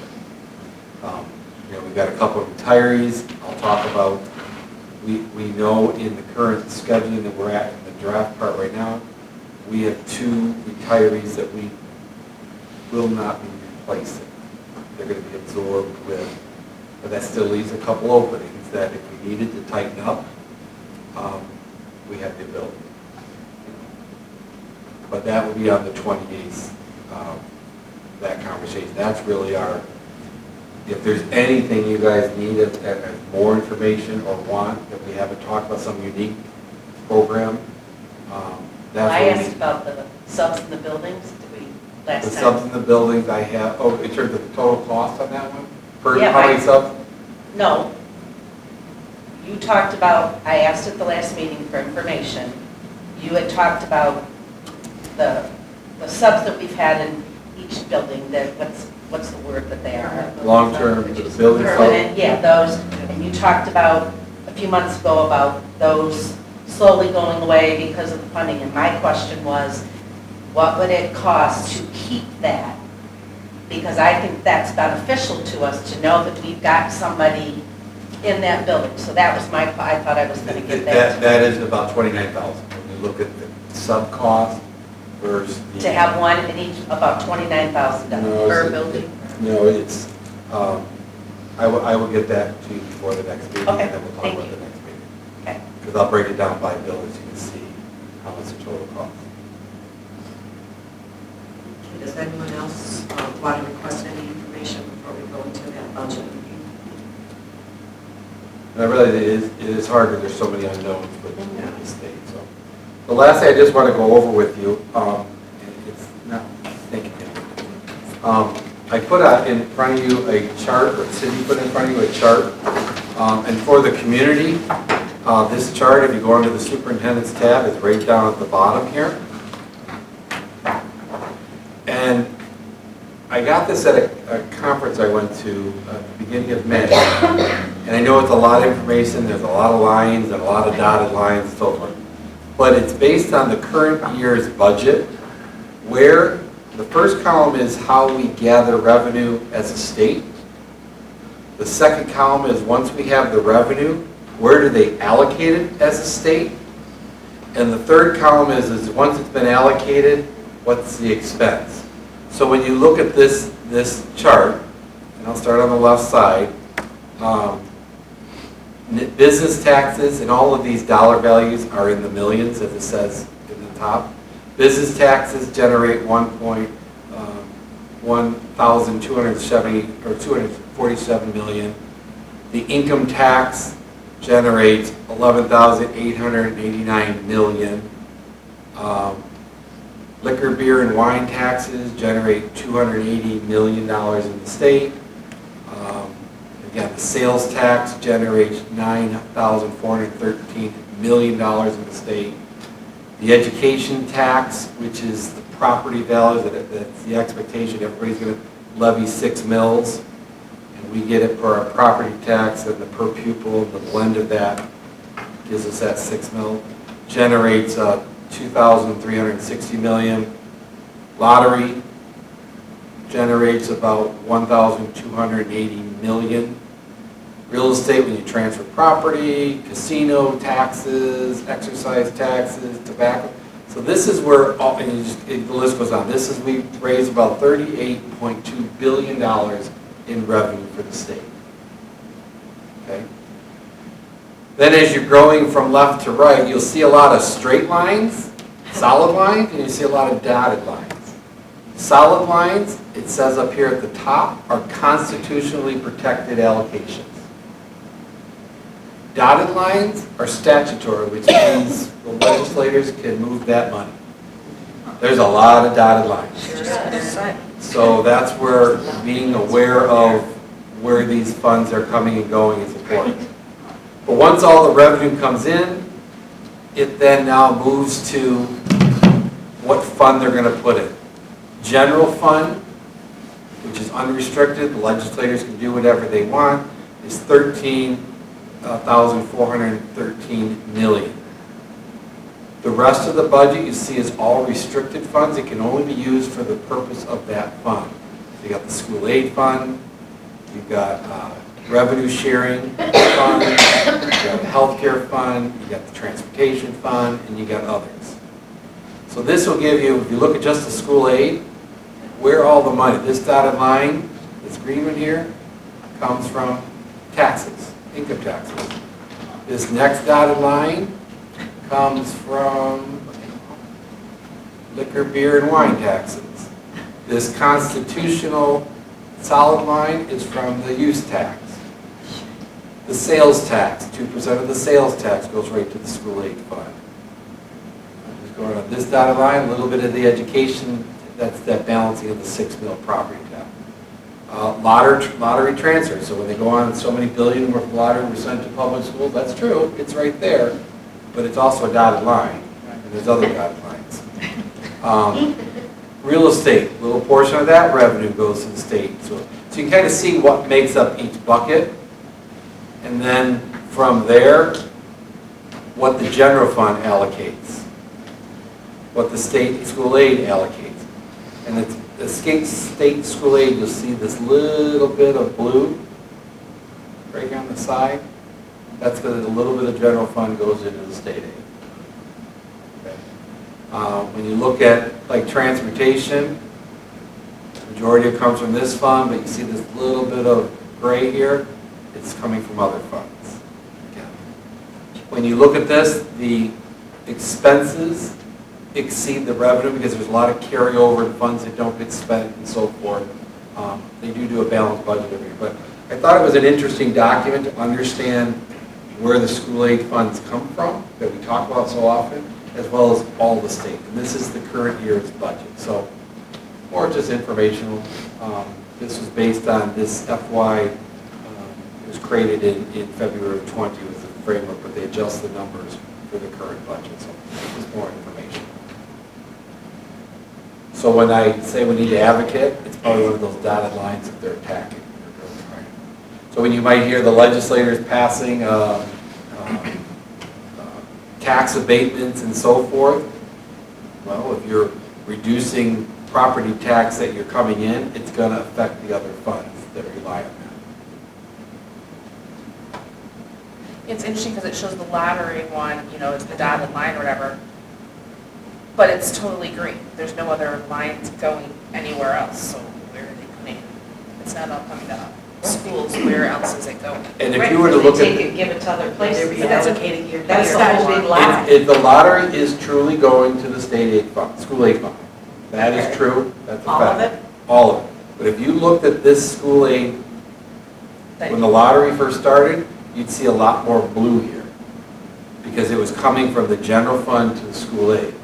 And so when the lottery funds comes in, they've reduced the amount of general fund contributions to the school aid over time. Okay. So it is a true statement that 100% of the lottery, 332 billion or whatever they advertise on the sign it, whatever, that is true. It's just the... So when it's lower, Well, then it it's should the be state. a solid line then. Except it's not true. Because if it were true, we'd all get $13,000, $14,000 a student for our foundation money if it were true. Well, he just said But you're right, it they should be a solid decreased. line. True, but they decreased it out of the decreased, general yeah, fund. Right, then it should be a solid They line, like reallocate you our said, because then it's truly coming. Well, and you look at the school aid fund right here, this little green box here, 431 million has been allocated to colleges, operations. In the past, that was a general fund cost. So you are right, Margaret, from the perspective, if it's truly about the K-12, we should have a higher per pupil, absolutely. But they've put other things in the school aid, and they've reduced the general fund contribution over time. So again, I thought it was I've never seen it that way. I didn't. I focus on school aid fund, I don't really focus on the other buckets, but at least it gives you a perspective on our budget. And with that, I have nothing else regarding the budget. Anyone have any questions? Okay, next item on our agendas are blue double raves. We'll start with Kelly. No, I don't have, I'm sure I have something. Oh, good job on the flower sale, Mother's Day flower baskets.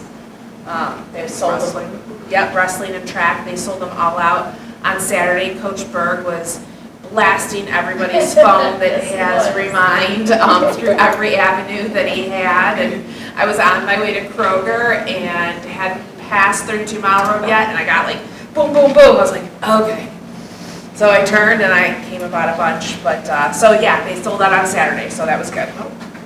Because usually there's some sitting there on Sunday. Nope, they got rid of them all on Saturday. Yep. Okay, Margaret? My rave is Steve Aiken. If anybody goes to basketball games, Steve is the fun announcer, announces the kids. But he also, we went to a baseball game last week, and he's there at the baseball field with his music playing and his announcing, and he just does a great job. And he's a parent, his kids have graduated, he volunteers his time, and I just want to rave him. He's just, I think he's really a cool person, and I love how he makes our kids feel when they're either on the baseball field or on the basketball court. So, thank you, Steve. Angela? I'm all set, thank you.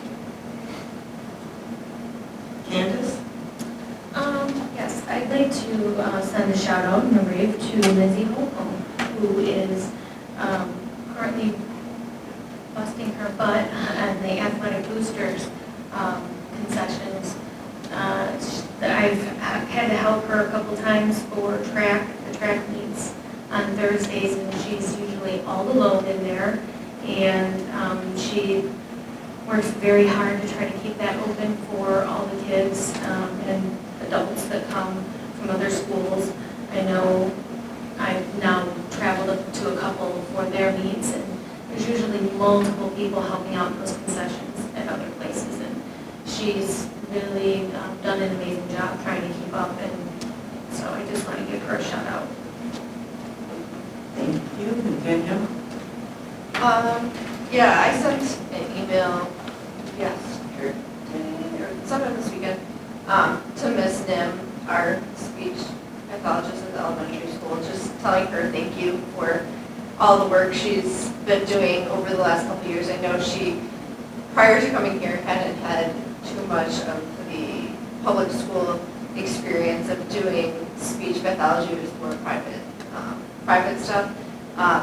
But I've seen great strides in Jackson in his writing, and going back to what Ms. Staples was saying earlier about phonics and being such a huge, piece, and learning that reading isn't natural to humans. Speaking is, but reading is something that has to be taught. Kids can't just pick up reading and it's magically there. It's something that has to be taught, and her work with Jackson specifically, but in general with the kiddos and getting them those letter sounds, and how he's been working for 3 years to say the letters C and K, and is finally getting it. I sent her an email and said thank you, but just wanted to put it out there as well. Thank you. I don't have a rave this week or this month. Our next item, we already heard from Connor, so now we'll have our superintendent and legislative update.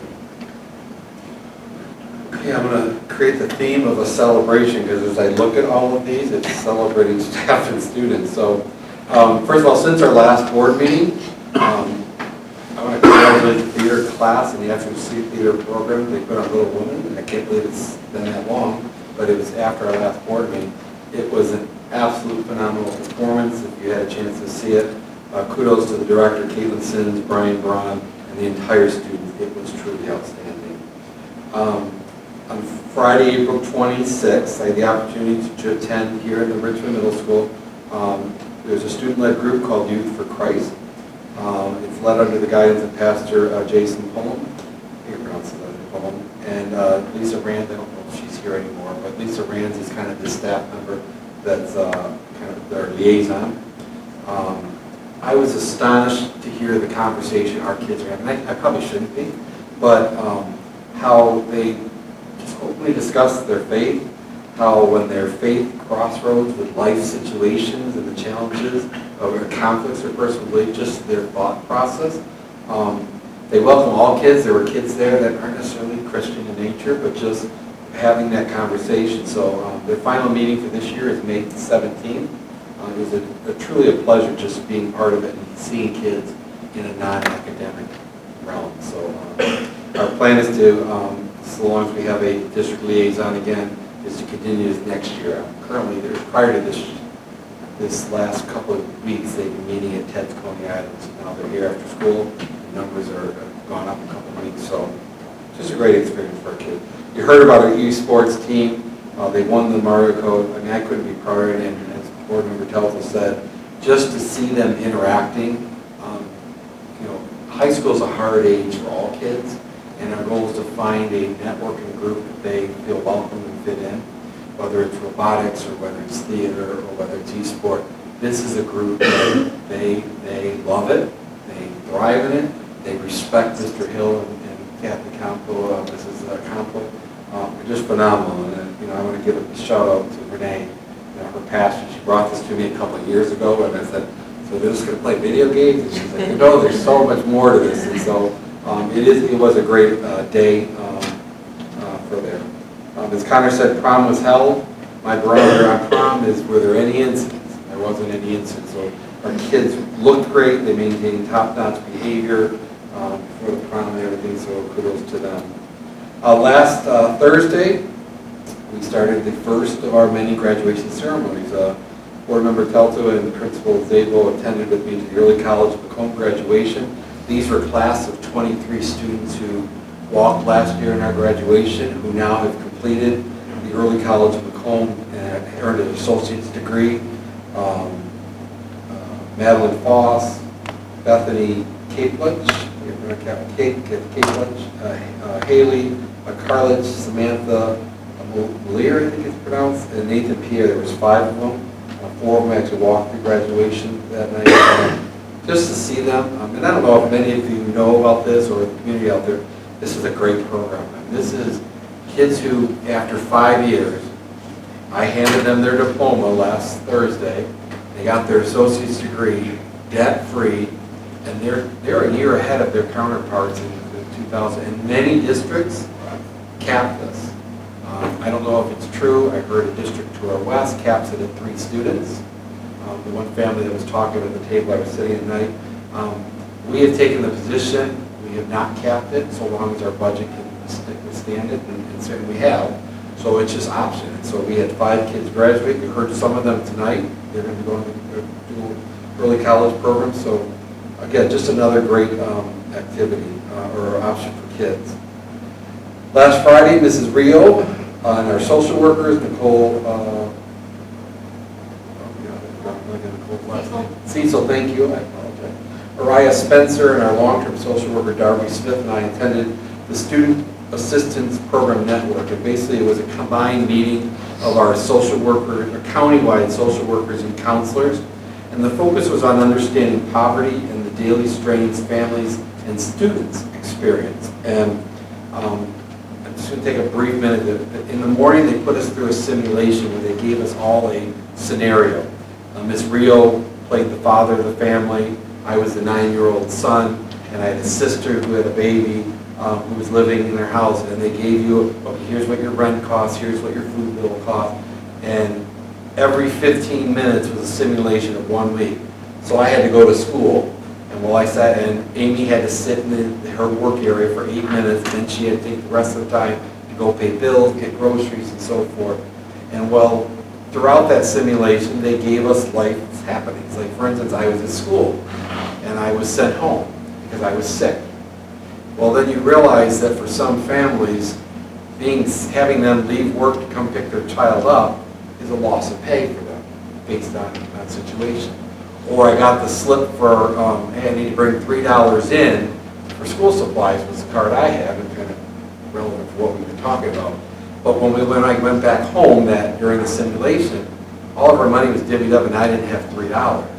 And so I'm just thinking from my role as a student, every day I made up a different excuse to my teacher why I didn't have $3. And I just thought about some of our kids who are the youngest, even some of our older kids who are trying to save face because of something as simple as that.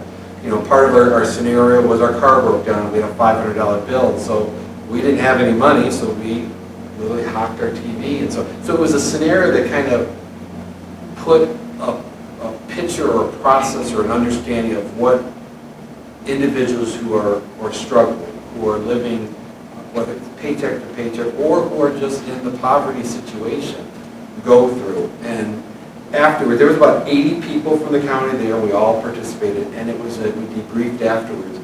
And it was just real eye-opening how many of our school policies prevent and are disservice to students who are in that situation. So, and I know we talked about dress code, and I'm not rehashing dress code policy here, but one of the situations was a student came to school and he was in pajama pants. The family had no money to buy the dress code policies that they went through. Again, I know this was a simulation, and I know, but it just was an eye-opening experience. And I want to thank the social workers because each of them played different roles. We had a lot of good conversation in the afternoon. There was sessions on addressing poverty with our families and educationally. If I'm focusing on where my next meal's at, I'm not focusing on learning to read and the barriers that we've had to have to overcome to get to that point that we talked about. Connor talked about May 15th is our last day for our graduating class of 2024, which is this Wednesday. Graduation, as he mentioned, is on the 24th of May. 22nd of May. Yes, you are right. At the Performing Arts Center, 7 o'clock. Tickets will be distributed for graduation this Wednesday.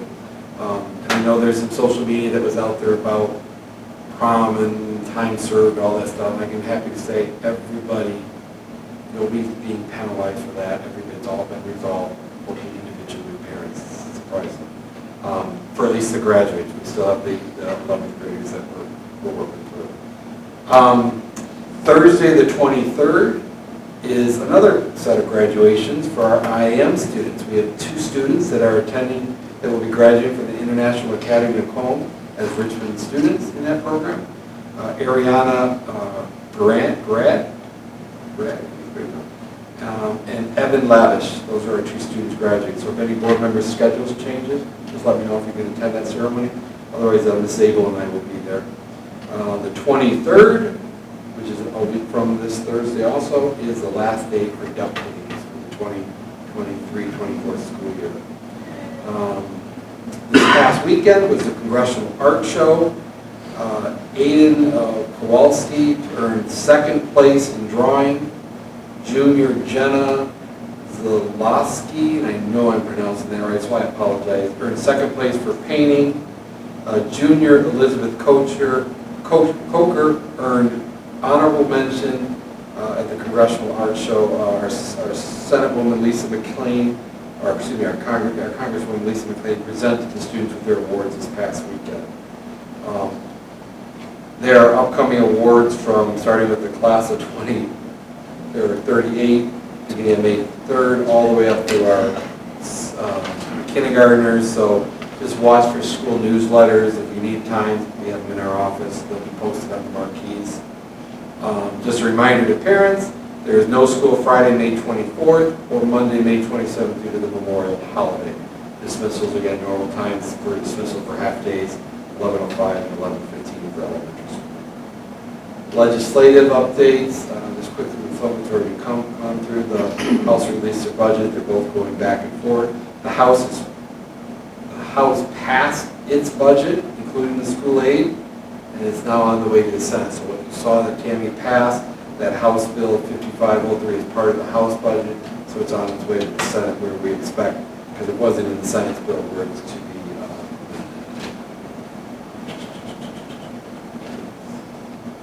And finally, I'd just like, on behalf of the entire staff here, I'd like to thank the Board of Education for the staff appreciation event on Saturday, May 4th. It was really nice to have an opportunity to socialize with colleagues, staff that we don't get to see on a daily basis just because of the nature of our jobs and buildings-wise. I have not heard any negative. It's all been positive. I know it was talked about in the lounges, in many lounges on Monday. There's a couple thank you notes that have come, but I just want to publicly say thank you for doing that for our staff. It really was a wonderful time. I am finished. Thank you. Our next item on our agenda is items of interest from the board. Margaret, I'm going to start with you. I'm good. Kelly? I was just going to say that I have received a couple emails since they were RSVP'd to my email, thanking everybody for the good time they had on Saturday. Candace? Yes, I just wanted to thank Angela and Sandy and Kelly and Doug. You did a great job on your speech. It was really nice to be able to have that connection with the teachers throughout the night that we normally don't get to have, and conversations and seeing everybody kind of converse and have a good time. It was very good to see. So thank you to all the teachers and all the staff and officials. Angela? I'm all set, thank you. And Danielle? I'm good. And I am good too. Okay, next item on our agenda is our public comments. Since the last board meeting, no emails have been received from the public to the board except for our thank you ones from our staff. At the last board meeting, we did have a member ask how the robotics team did in Houston, and that was covered this evening. So everybody gets updated on that. At this time, any member of the public may address the board. Please sign in and state your name. You'll have 3 minutes to address the board. Are there any public comments? Yes, there is. Pat Markosowitz. First, I didn't hear anybody make a rave about the band concert. I haven't been to a band concert in years. All my grandchildren were in band, but they're all grown and married. And so every man that works for me is in the band, so I thought I'm going to go to the band concert. I was blown away. They just did just a fantastic job for that age group. It's just amazing. So I really did not know the head of the band person at all. Can't remember her name. Jack, yes. But her energy and desire to lead them certainly showed. And it was a lovely night. I enjoyed it. I have been in contact a year ago with Youth for Christ because I was interested about them being here, a part of the school. And I knew that they were down at Coney Island. And so I'm excited to know that they're going to be coming back here to the school system. Is that what I understood from you saying? That they'd be meeting here? So I think that could be a great asset for our school to encourage people in this day and age and all of the troubles that are on. Kids have to go through nowadays, it's very difficult. And my last comment is, if the budget allows it, Renee needs a raise. I didn't put her up to this. I knew she'd be excited about the person, but I'm excited about you. So I vote for whatever you can do for her. Thank you very much. Okay, on to our, is there any other public comments? Okay, on to our action items. I am looking for a motion for the approval of the class of 2024 graduates. I move to approve the class of 2024 graduates who have successfully met the requirements for graduation as set forth by Richmond Community Schools Board of Education in the state of Michigan as outlined in the attached documentation. The class of 2024 graduation ceremony will be held at the Macomb Center for the Performing Arts at 7 o'clock in the evening on Wednesday, May 22nd, 2024. Do I have support? Support. Any discussion? The only thing I'll say is, board members, if they're a graduate, the ones you'd like to specifically hand, you have a list in your packet of the graduate. If you just let me know before, because we tag those in the process. So that you'll come up and hand those to the ones. Just makes the night flow a little better if we know in advance. What time should we arrive? Not like I did last year. What, about, is it 7, Brian? 7 o'clock. I'd say 6:30. And I know we're There is a room in the back that we can put our stuff in. Okay, any other discussion?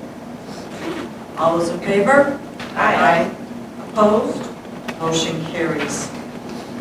Our next item is I'm looking for a motion for the approval of our contract between the Board of Education of Richmond Community Schools and the Richmond Food Service employees. I motion to accept the recommendation of the superintendent and approve a 3-year contract between the Board of Education, Richmond Food Service employees, beginning July 1st, 2024 through June 30th, 2027, as outlined in the attached documentation. Support. Margaret, is that you? Yep. Thank you. Any discussion? All those in favor? Aye. Opposed? Motion carries.